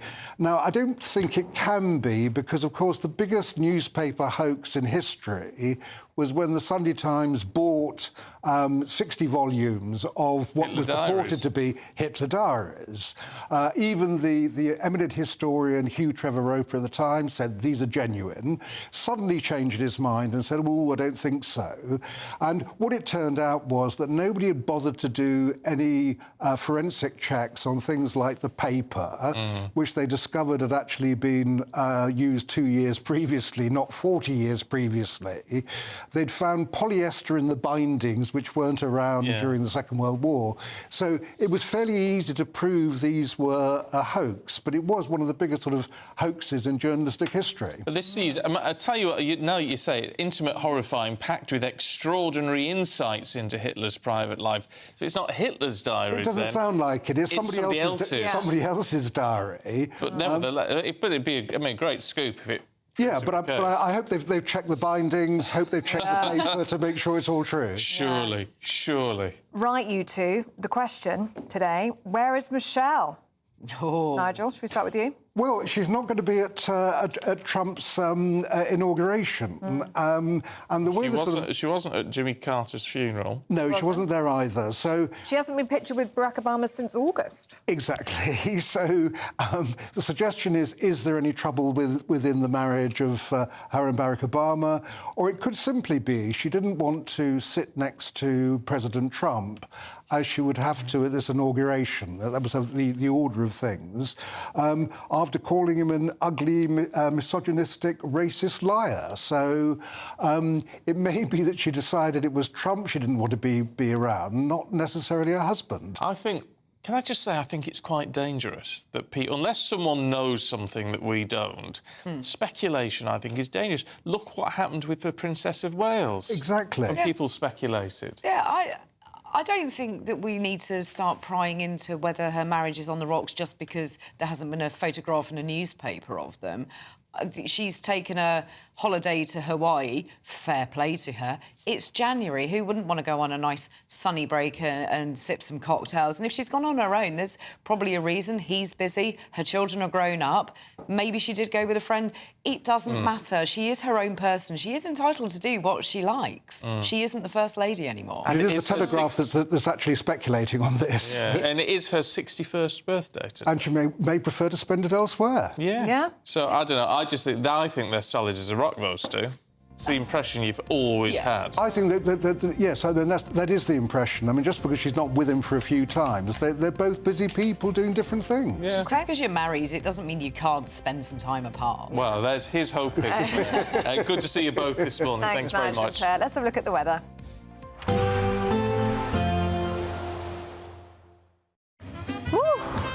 A chilly start will give way to a lovely, warm afternoon. Boxed heat pumps, sponsors of weather on GB News. Hello, a very good morning to you. Welcome to the latest forecast from the Met Office for GB News. Windy with outbreaks of rain in the far north today, low cloud and mist elsewhere, some sunny spells breaking through. You'll be lucky if you're in one of the sunnier spots, though, because much of the UK is going to be cloudy. And it's really over the hills, as well as the coasts of northern and western Scotland, where we'll see those outbreaks of rain, the wind strengthening in the far northwest of Scotland. Now, that wind is going to keep things relatively mild through Northern Ireland and Scotland. Lighter winds elsewhere mean that temperatures will be at 6 to 7 Celsius, where we do get some sunshine coming through with light winds feeling very pleasant, but actually there will be a lot of low cloud around. And in fact, where we do get some clear spells and those light winds, we'll see fog patches forming overnight. Best places for clear spells will actually be across the east and northeast of Scotland as we end the day. Those outbreaks of rain continuing for Shetland and Orkney, as well as, say, the northwest Highlands. But elsewhere across Scotland, it's mostly dry. Northern Ireland, dry, but with a lot of cloud. You wouldn't rule out the odd spot of drizzle coming out of the low cloud across England and Wales. But you can see how varied the low cloud is. There'll be some large gaps in it, and where we do get those gaps overnight, temperatures are going to fall away. Frost and fog patches forming, particularly for parts of central and northern England into parts of mid to east Wales. Nevertheless, it's a chilly start to Saturday wherever you are, where we do get those clear spells, -1, -2 Celsius, and some stubborn fog patches first thing Saturday.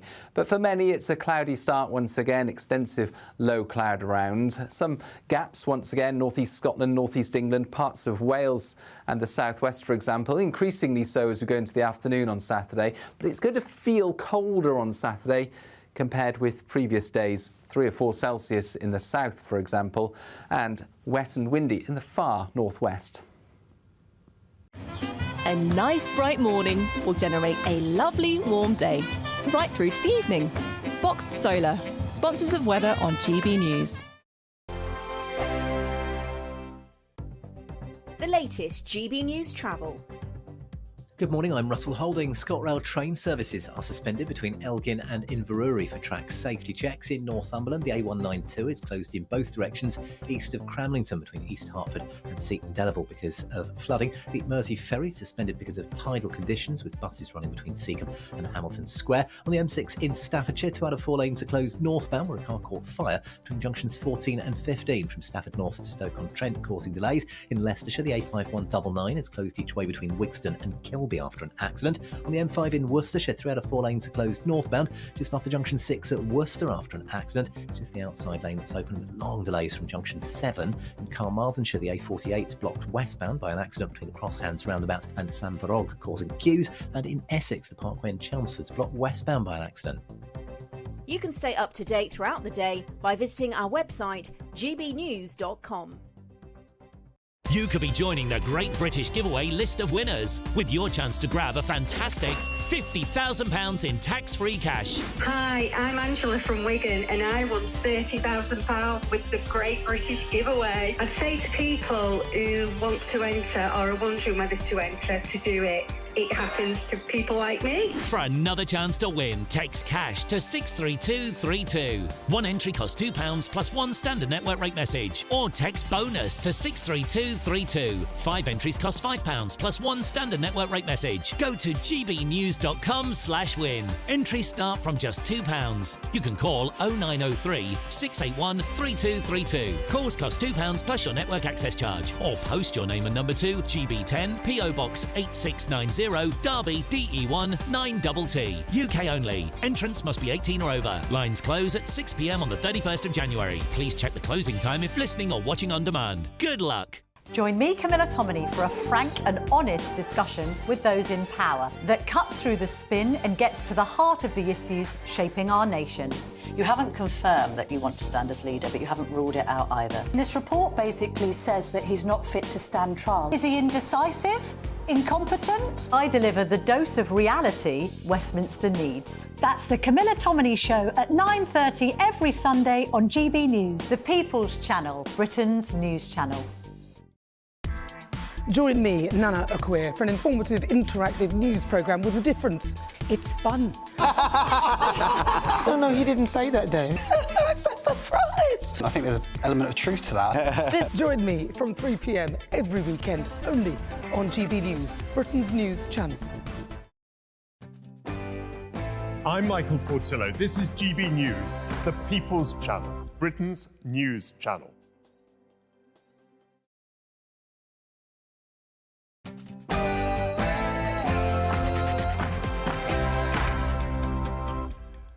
Good morning. Could there finally be justice for the victims of rape gangs? The Home Secretary announces a series of urgent local investigations, conveniently on the same day as a former investigator threatens legal action against Labour. But calls for a national inquiry go ignored. Earlier we got the view of the Lib Dem leader, Sir Ed Davey.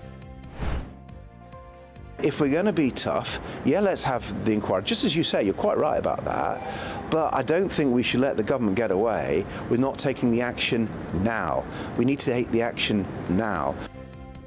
Well, our very own Christopher Hope has been discussing this in this week's instalment of his podcast. As Yvette Cooper launches 5 local inquiries across the country, a lawyer for dozens of victims tells us there are hundreds of thousands of victims in towns and cities across the country. When will Yvette Cooper order a national inquiry?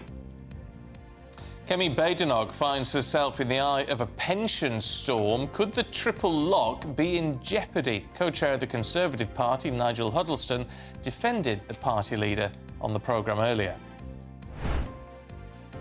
But what Kemi announced yesterday, of course, was our approach going forward. And what we have said is that we're not going to announce lots and lots of policies and lots of popular things just for the sake of doing so. Farmers' fury. Protesters take to supermarkets as they rally against the family tax raid. We're here at a farm in Bridlington where we'll be speaking to farmers very shortly about this National Day of Action and how they want to see the Labour family farm tax repealed. The drinks are on us too, if you fancy one. Pints all round as the pub of the year is crowned. Stay tuned to find out if Britain's best boozer is your local. Well, I'm in Shropshire today where we're going to get the presentation a little bit later on for CAMRA's Pub of the Year. I wonder who it could be.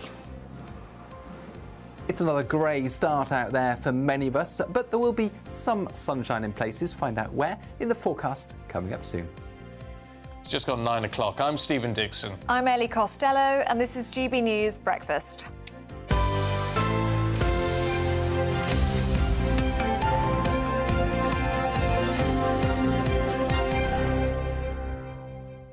I was just going to pull up some views, but my computer's frozen. Oh. But there you go.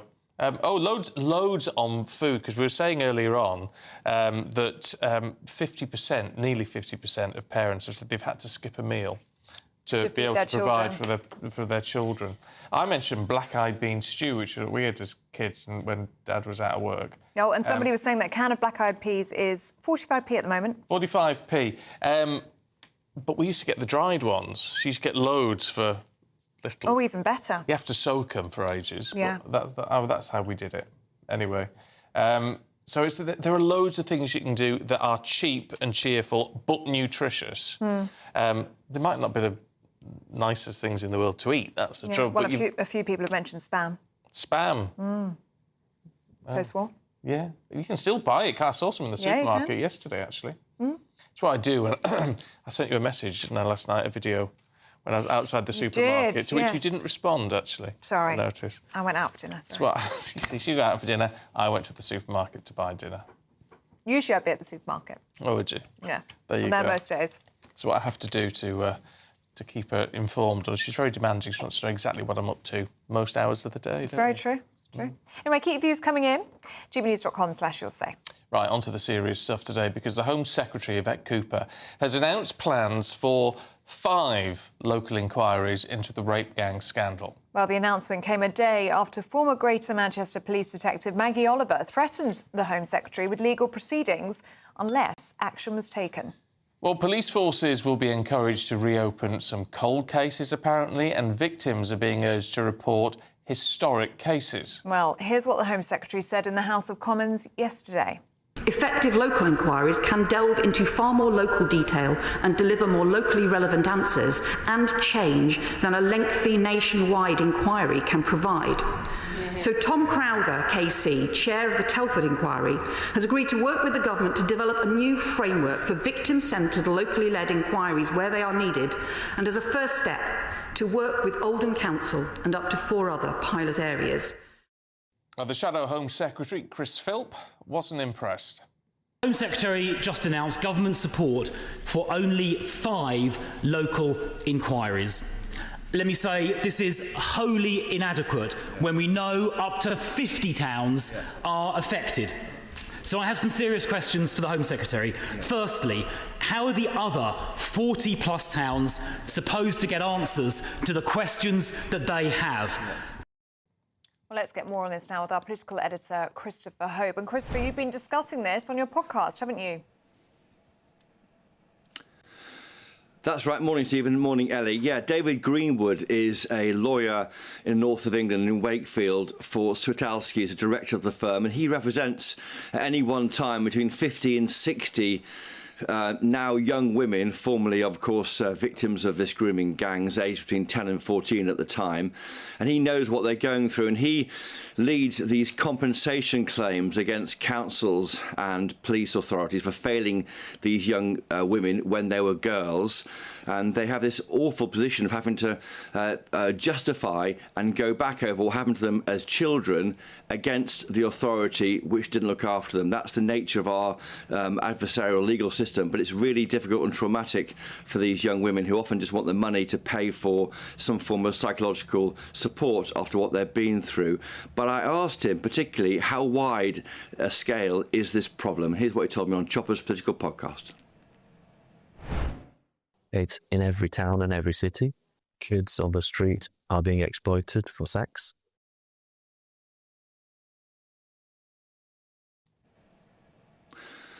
Obviously a much wider and longer and a difficult to listen interview there on the podcast, but he says there, kids on every corner, hundreds of thousands of young girls affected.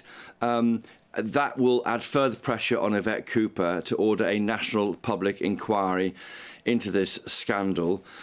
She has so far ordered yesterday a rapid audit of the current scale and nature of gang-based exploitation across the country. That's led by Baroness Casey, Louise Casey, the go-to person to solve difficult problems in government. She's about to start work on a 3-year review of social care. For 3 months, she's looking at the grooming gang scandal. I think, for me, the government looks like it's tiptoeing towards a national inquiry. What David Greenwood told me, though, interestingly, was he didn't want a national inquiry. He wants the money that would go on that, which will be a couple of £100 million, to go on implementing the J report, the Alexis J report that came out in 2022. Chief among those ideas are ways in order to pay money out, compensation out to victims more easily, and also to force any authorities, if they see or suspect child grooming or rape gangs in operation, they have to report that to the authorities or they will be prosecuted. So that's where he sits, but that debate has not gone away at all. And the point about that the Tories are making yesterday on these 5 local inquiries, you heard Chris Philp mention there, is there's no compulsion to give evidence. So a statutory public inquiry led by a judge or a former judge would have that legal power to force people to give evidence, and also be a national inquiry, so local pressures can't keep this scandal under wraps any longer.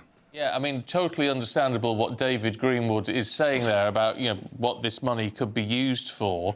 But isn't there, I mean, there's a fundamental issue here, isn't there, which is not just about investigating what has happened to victims and compensating them for that, but also about understanding the... You mentioned Farage there, just very briefly, Jerry. Do you think he will be the kind of Trump whisperer, he'll be the person who can help oil the wheels, if only he's trusted by the UK here to do so? Yeah, apologies, Chris. That clip just playing on its own of these things.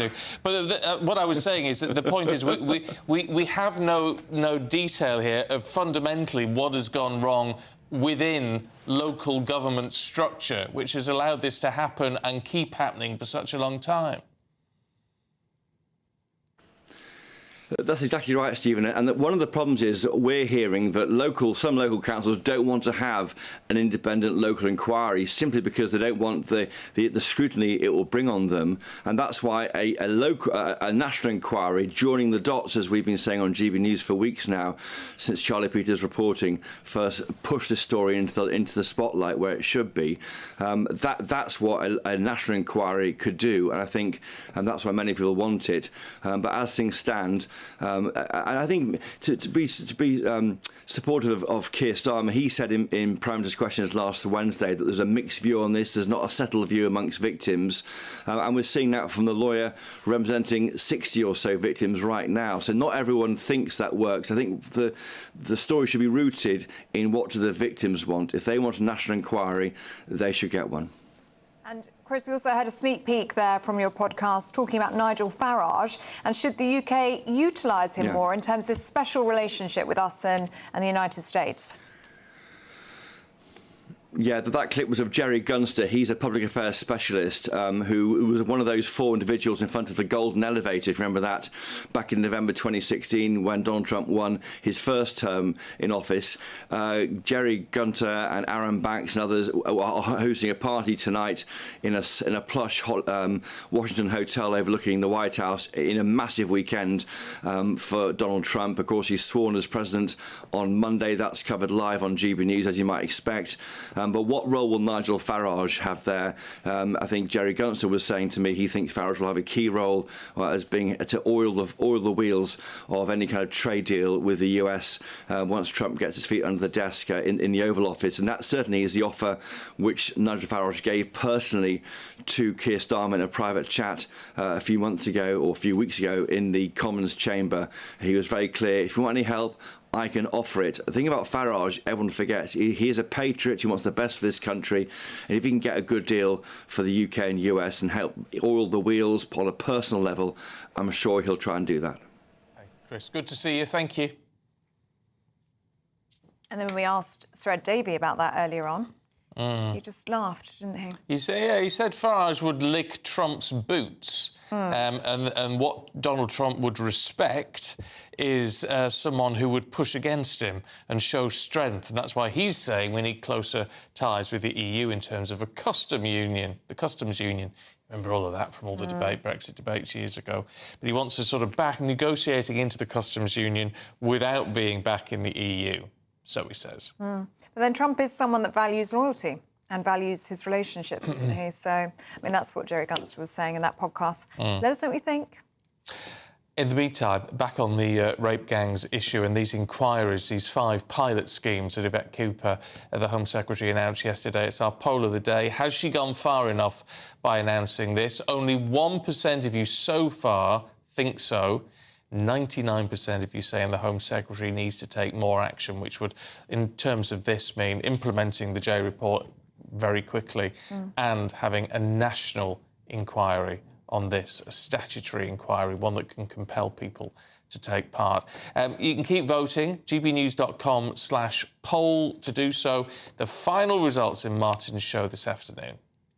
Now, farmers around the country will today park their tractors outside supermarkets to protest the changes to inheritance tax that were announced in the autumn budget. Well, farmers warn the changes risk bankrupting family farms, and they're hoping the protest today will keep up the momentum. Well, let's get more on this with our reporter Anna Riley. Good to see you this morning, Anna, and tell us about this day of action. Good morning, Ellie and Stephen. Yes, another national day of action by farmers up and down the UK. They'll be visiting many supermarkets in their tractors and talking to customers about the importance of British food, as well as keeping up the momentum to try and get that repeal of the Labour family farm tax. I'm joined by father and son, Tom and Richard Jackson, on their farm here in Bridlington. Tom, just tell us about the day of action and why you're getting involved. It's to show support from the supermarkets for farmers and just raise awareness of why it matters to sort the inheritance tax out. And why does it matter? Because supermarkets like to have British produce on the shelves, and should the inheritance tax happen, farming's going to become hard to sustain. Richard, you're a 5th generation farmer here. This farm's been in the family for 140 years.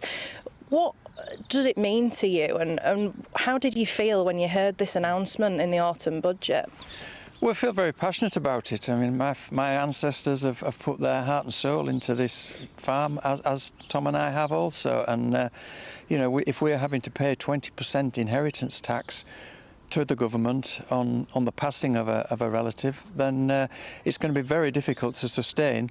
Thomas has got 2 young sons, and you know, I'd love to think that one day they had the opportunity, if they wanted to continue farming here. But if they're taking 20% off us, then it's going to be very difficult to, with things as they are in farming at the moment, to be able to do this. And farmers have been down to London, they've been to Number 10, trying to get the message across to the government. This is almost the next stage now, getting the message across to supermarkets, across to consumers. Morrison's have come forward in support of farmers so far, but how important is it, both between farmers and supermarkets, to keep farms going? Well, absolutely. I mean, British food is, you know, we think British food is the best, and if we aren't going to be able to sustain this, then it's going to be difficult. We're going to be having to import it all, and the different standards that they have. So, you know, within a generation, the farms as we know it today will look totally different, because land will have to be sold off to meet these tax demands, and we just think it's wrong, and we have to fight for it. Thank you both for joining us this morning. So that's the message from this farm here in Bridlington, and we're going to be heading over to Morrison's in Bridlington in the next hour and speaking to more farmers about what this day means to them. Thank you very much. Well, good luck to them, I say. And actually, I bet you're parked outside the supermarket and all that and having their protest, they'll get a lot of support from shoppers. Get lots of hoots from people in their car. Yeah. Lots of support. I think it's brilliant. You've got to keep up the momentum with this because it doesn't feel like it's been addressed. I mean, there is so much public support, isn't there, for farmers? So I'm sure they'll get a warm reception actually outside the supermarkets today. Yeah, good on them. Good on them, having their voices heard. Right, let's switch tack, should we? Because time is running out. If you want to be the biggest ever giveaway winner here on GB News, you could have £50,000 tax-free in your bank account. You've still got time to enter. Here's how. Imagine how £50,000 in cash from us could make your new year go with a bang. Hi, my name's Victoria. I won the Spring Great British Giveaway. So the day we got the money in our bank account, everything just felt a lot lighter. I would say if you're thinking about entering, just enter. For another chance to win £50,000 cash, text cash to 63232. One entry costs £2 plus one standard network rate message. Or text bonus to 63232. 5 entries cost £5 plus one standard network rate message. Go to gbnews.com/win. Entries start from just £2. You can call 0903 681 3232. Calls cost £2 plus your network access charge. Or post your name and number to GB10 PO Box 8690 Derby DE1 9TT. UK only. Entrants must be 18 or over. Lines close at 6 p.m. on the 31st of January. Please check the closing time if listening or watching on demand. Good luck.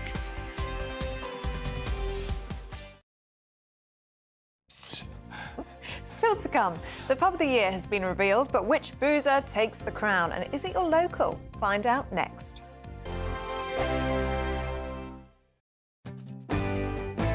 I'm Tom Harwood. This is GB News, Britain's news channel. Headliners on GB News 11 p.m. every night. It's got 3 top comedians going through the next day's newspapers so you don't have to read them, which is great. That's a good point. He's lying. I mean, maybe he's not lying. That's Headliners every night from 11 p.m. and 5 a.m. as well on GB News, Britain's news channel. Britain's newsroom, weekday mornings from 9:30. Mr. Motivator, he joins us now. Mr. Motivator, a very happy new year to you. Thank you so much for joining us on the show. There you are, bright and early. So how are things? How can we all kick ourselves into shape? By the end of January, most people have thrown their New Year's resolution out the window. I think what's important is that we make a change for life and we set ourselves small goals. And as we achieve those goals, then we reward ourselves. So in other words, you want to run 10K, you don't immediately get up and go run 10K, do you? You run between 2 lampposts and walk between 20. If you're not into running, don't choose running. If you're into dancing, that's great. If you're into any kind of movement, that is the way to keep yourself active, healthy, and also maintain your independence. So, Derek, is the point that you keep it manageable and small enough that it's achievable? Why don't we just find 4 exercises that you do for 1 minute each exercise, and you do that 4 times a day? Achievable, isn't it? That's only 4 minutes of exercise. And I guarantee at the end of the day, you'd have done 12 minutes, which is like your daily dozen. So there's your goal. I wanted to do a daily dozen of exercise lasting a minute each. Right? And the first thing you could be doing is getting up from your chair, right? The moment you stand up, you incorporate so many muscles in your legs, right, that you're going to feel good, yes? So, right, go on then. Get up off your chair, Adam. Show me how it's done. Easy, come on. Easy, yeah. Look at that. No hand. The next thing I want you to do is to reach up real high. And if you bring it down, up I'll and do down. that one. Yeah. For a minute, palms facing. Oh, for a minute? You're not flying a minute. There we go. GB News, the People's Channel. In the GB Newsroom, we bring you the news as it happens. With our team of dedicated journalists across the UK. We're ready to keep you up to date with what's happening every half an hour, every single day. Bulletins here on GB News. The People's Channel. Britain's news channel. I'm Emily Carver. This is GB News, Britain's news channel.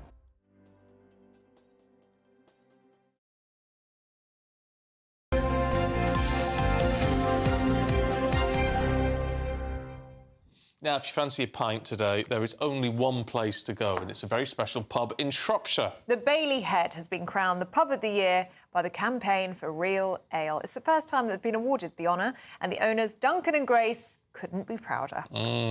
Popping in for a pint is our Midlands reporter, Jack Carson. Morning, Jack. Yeah, good morning to you all. It very much feels like the quiet before the storm, because in a few hours' time this place is going to be absolutely packed as that presentation takes place to confirm and to award the Bailey Head here in Oswald Street in Shropshire. I mean, here it is. It's already got the sign next to the door to say Cameron National Pub of the Year. They're going to be celebrating that today, and this pub has won down to a number of factors. The competition itself is judged on all kinds of different things, whether it is atmosphere, whether it is the welcome, of course, the selection of ales and beers that people and ciders that people can come and try here, value for money, and also that customer mix as well. And the actual story of this pub is really interesting. It was bought 9 years ago by Duncan Borroman and Grace Goodlad, who has essentially poured a lot of hard work and effort into this pub over the last 9 years, including within that time, of course, the pandemic. So there's been a lot of difficulties probably at times for this pub, but they have bought it essentially when Camera listed it as an asset of community value. It was failing really under a big major pub company chain, and so they bought it up and have made it to the heart of the community. They say they couldn't be thrilled, they couldn't believe in their wildest dreams that this pub would ever be named the National Pub of the Year, but that is exactly what they've done. And of course we're going to be celebrating a little bit later on with them, and this pub is going to be very busy. That award presentation coming this afternoon. This Brilliant is the stuff. most Jack Carson story ever. Thank Isn't you, it Jack. just? It'll be in there, sampling the wares. Yeah, he always later. finds himself in a pub, doesn't he? Always ends in a pub. Thanks, Jack. Oh, good on them, though. And if you're, wherever you are, supporting a local, and a local that gets it right is really important. I mean, Nana Aquia is never out the pub. I love a good pub. I love a good pub. I don't like to see light bulbs exposed. It needs to be kind of salubrious and dark, not too chintzy. Nice little fireplace. Oh, fireplace. Yeah, fireplace, a cosy. double Jack Daniels with ginger ale. And I'm anyone's. I mean, I didn't say that out loud. So true. So true. What have you two got in your show today? Well, of course, we're going to be talking about the main story of the day, of the week, of the month, which is, of course, the grooming gang. Is going to be chatting to Charlie Peters about that. Does that inquiry announced yesterday by the Home Secretary really go far enough? Is it a bit of a fudge? No. 1% of TV viewers saying no? Of course it doesn't, really. I mean, they just don't want to say the words national inquiry and that we know that you're right and we were wrong. But they won't do it, will they? Also, do young people need to toughen up? Bit of a debate. What do you reckon? Yes. Yes. Yes, they do. Wow. This mental health thing, and they'll take a mental health test. Yes, they need to get a bit of a thicker Like suffering from burnout, you see. Are they? Yeah. I think the rest of us are doing. Right, you two, we'll see you later on. You're back from 6 a.m. tomorrow? I am. Here's the weather.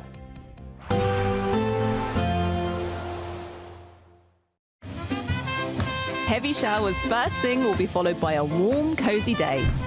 Boxed boilers, sponsors of weather on GB News. Hello, a very good morning to you. Welcome to the latest forecast from the Met Office for GB News. Windy with outbreaks of rain in the far north today, low cloud and mist elsewhere, some sunny spells breaking through. You'll be lucky if you're in one of the sunniest spots, though, because much of the UK is going to be cloudy. And it's really over the hills, as well as the coasts of northern and western Scotland, where we'll see those outbreaks of rain, the wind strengthening in the far northwest of Scotland. Now, that wind is going to keep things relatively mild through Northern Ireland and Scotland. Lighter winds elsewhere mean that temperatures will be at 6 to 7 Celsius, where we do get some sunshine coming through with light winds, feeling very pleasant. But actually, there will be a lot of low cloud around. And in fact, where we do get some clear spells and those light winds, we'll see fog patches forming overnight. Best places for clear spells will actually be across the east and northeast of Scotland as we end the day.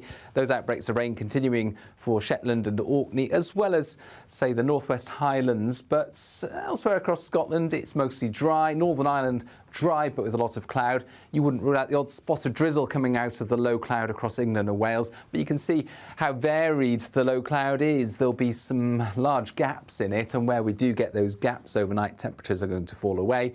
Frost and fog patches forming, particularly for parts of central and northern England into parts of mid to east Wales.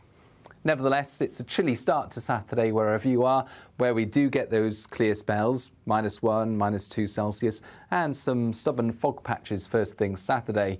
But for many, it's a cloudy start once again, extensive low cloud around. Some gaps once again, northeast Scotland, northeast England, parts of Wales and the southwest, for example, increasingly so as we go into the afternoon on Saturday. But it's going to feel colder on Saturday compared with previous days. 3 or 4 Celsius in the south, for example, and wet and windy in the far northwest. Expect a warm front, moving from the kitchen right through to the rest of the house. Boxed Boilers, sponsors of weather on GB News. The latest GB News travel. Good morning, I'm Russell Holding. The Mersey Ferry is suspended because of tidal conditions, with replacement buses running between Seacombe and Hamilton Square. Train services on the West Coast Main Line are suspended between Stoke-on-Trent and Macclesfield because of an incident. On the M6 in Staffordshire, 2 out of 4 lanes are closed northbound when a vehicle caught fire between junctions 14 and 15 from Stafford North to Stoke-on-Trent, causing queues. In Leicestershire, the A5199 is closed each way between Wigston and Kilby after an accident. On the M5 in Worcestershire, 3 out of 4 lanes are closed northbound after an accident and spillage just after junction 6 at Worcester. Long delays queuing from junction 7. In Carmarthenshire, the A48 is closed westbound from Portread to Llanfarog after an accident causing queues. And on the M5 in Devon, there's a lane closed northbound where someone's broken down between junctions 28 and 27 towards Tiverton. You can stay up to date throughout the day by visiting our website, gbnews.com. Good afternoon, Britain. Weekdays from midday. Lisa, you got in touch with me and you flagged this survey because you were concerned as a parent that your child had been given this to fill out. Yeah, I mean, my daughter came home from school, she was very confused. She was asking why somebody would want to hurt themselves if they were feeling sad or worried about something. So that led to a conversation that we had, and I actually phoned the school and asked them to send me the survey, which with a lot of pushing, they eventually did send me the survey. And when I read through it, I was just completely shocked at the content. The survey says when I'm feeling worried that maybe I should try cutting or harming myself, because it's in the survey, so that must be an option. I've tried everything else, so why not try this? It is astonishing that some of these are young children who are perhaps being introduced to these, these abuses for the first time. Yeah, I mean, there's a list of 17 different types of drugs, some of which I've actually never heard of myself. I mean, the wording on here is, have you ever got high from taking drugs? I mean... And we know that some of these behaviours, self-harm, gender dysphoria, taking drugs, are psychologically contagious. Children do them because they see other children do them, or they find out about them from the internet or from surveys like this. So the idea that this is just information gathering and won't go any further than that is ridiculous. There was a similar survey in Scotland, I think, about 3 years ago, where children the same age, 11, 12, 13, were asked about their sex lives. How many times have you had sex in the last year? How did you have sex? Did you use contraception? Totally normalising underage sex. So the idea that children are just mini adults and we can confront them with all the same kind of ideas and dilemmas that adults have to face is just ridiculous. GB News, the People's Channel.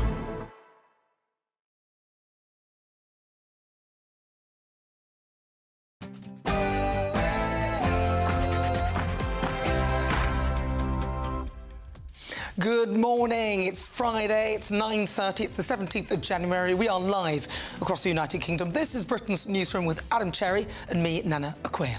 Good morning. Now, did pressure from GB News and the founder of X, Elon Musk, force the Home Secretary to announce a series of urgent local investigations into grooming gangs? It is never an excuse to use race and ethnicity or community relations as an excuse not to investigate and punish sex offenders. But Yvette Cooper ignores calls for a full-blown national inquiry, despite the lawyer of many victims telling GB News the abuse gangs operate everywhere. It's in every town and every city. Kids on the street are being exploited for sex. Meanwhile, London Mayor Sir Sadiq Khan dodges questions about whether grooming gangs operate in the capital city. Just how many grooming gangs have we got in London? To avoid any misunderstanding, can she define what she means by that? And as that series of local reviews is announced, just 5 towns expected to be selected. As survivors tell GB News, they hope they're picked in a lottery of reviews. And farmers take their protests against the government's inheritance tax raid to a supermarket near you this morning. We'll have the latest. And Conservative leader Kemi Badenoch said she would consider means testing the pensions triple lock. Do you support that idea? Elon Musk's Starship prototype unexpectedly breaks up in space. Disrupting air traffic. Will bring you the amazing footage. And is it time for Gen Z to toughen up? As it's revealed, 1 in 3 workers aged between 18 and 24 missed work last year due to their mental health. We'll have a debate.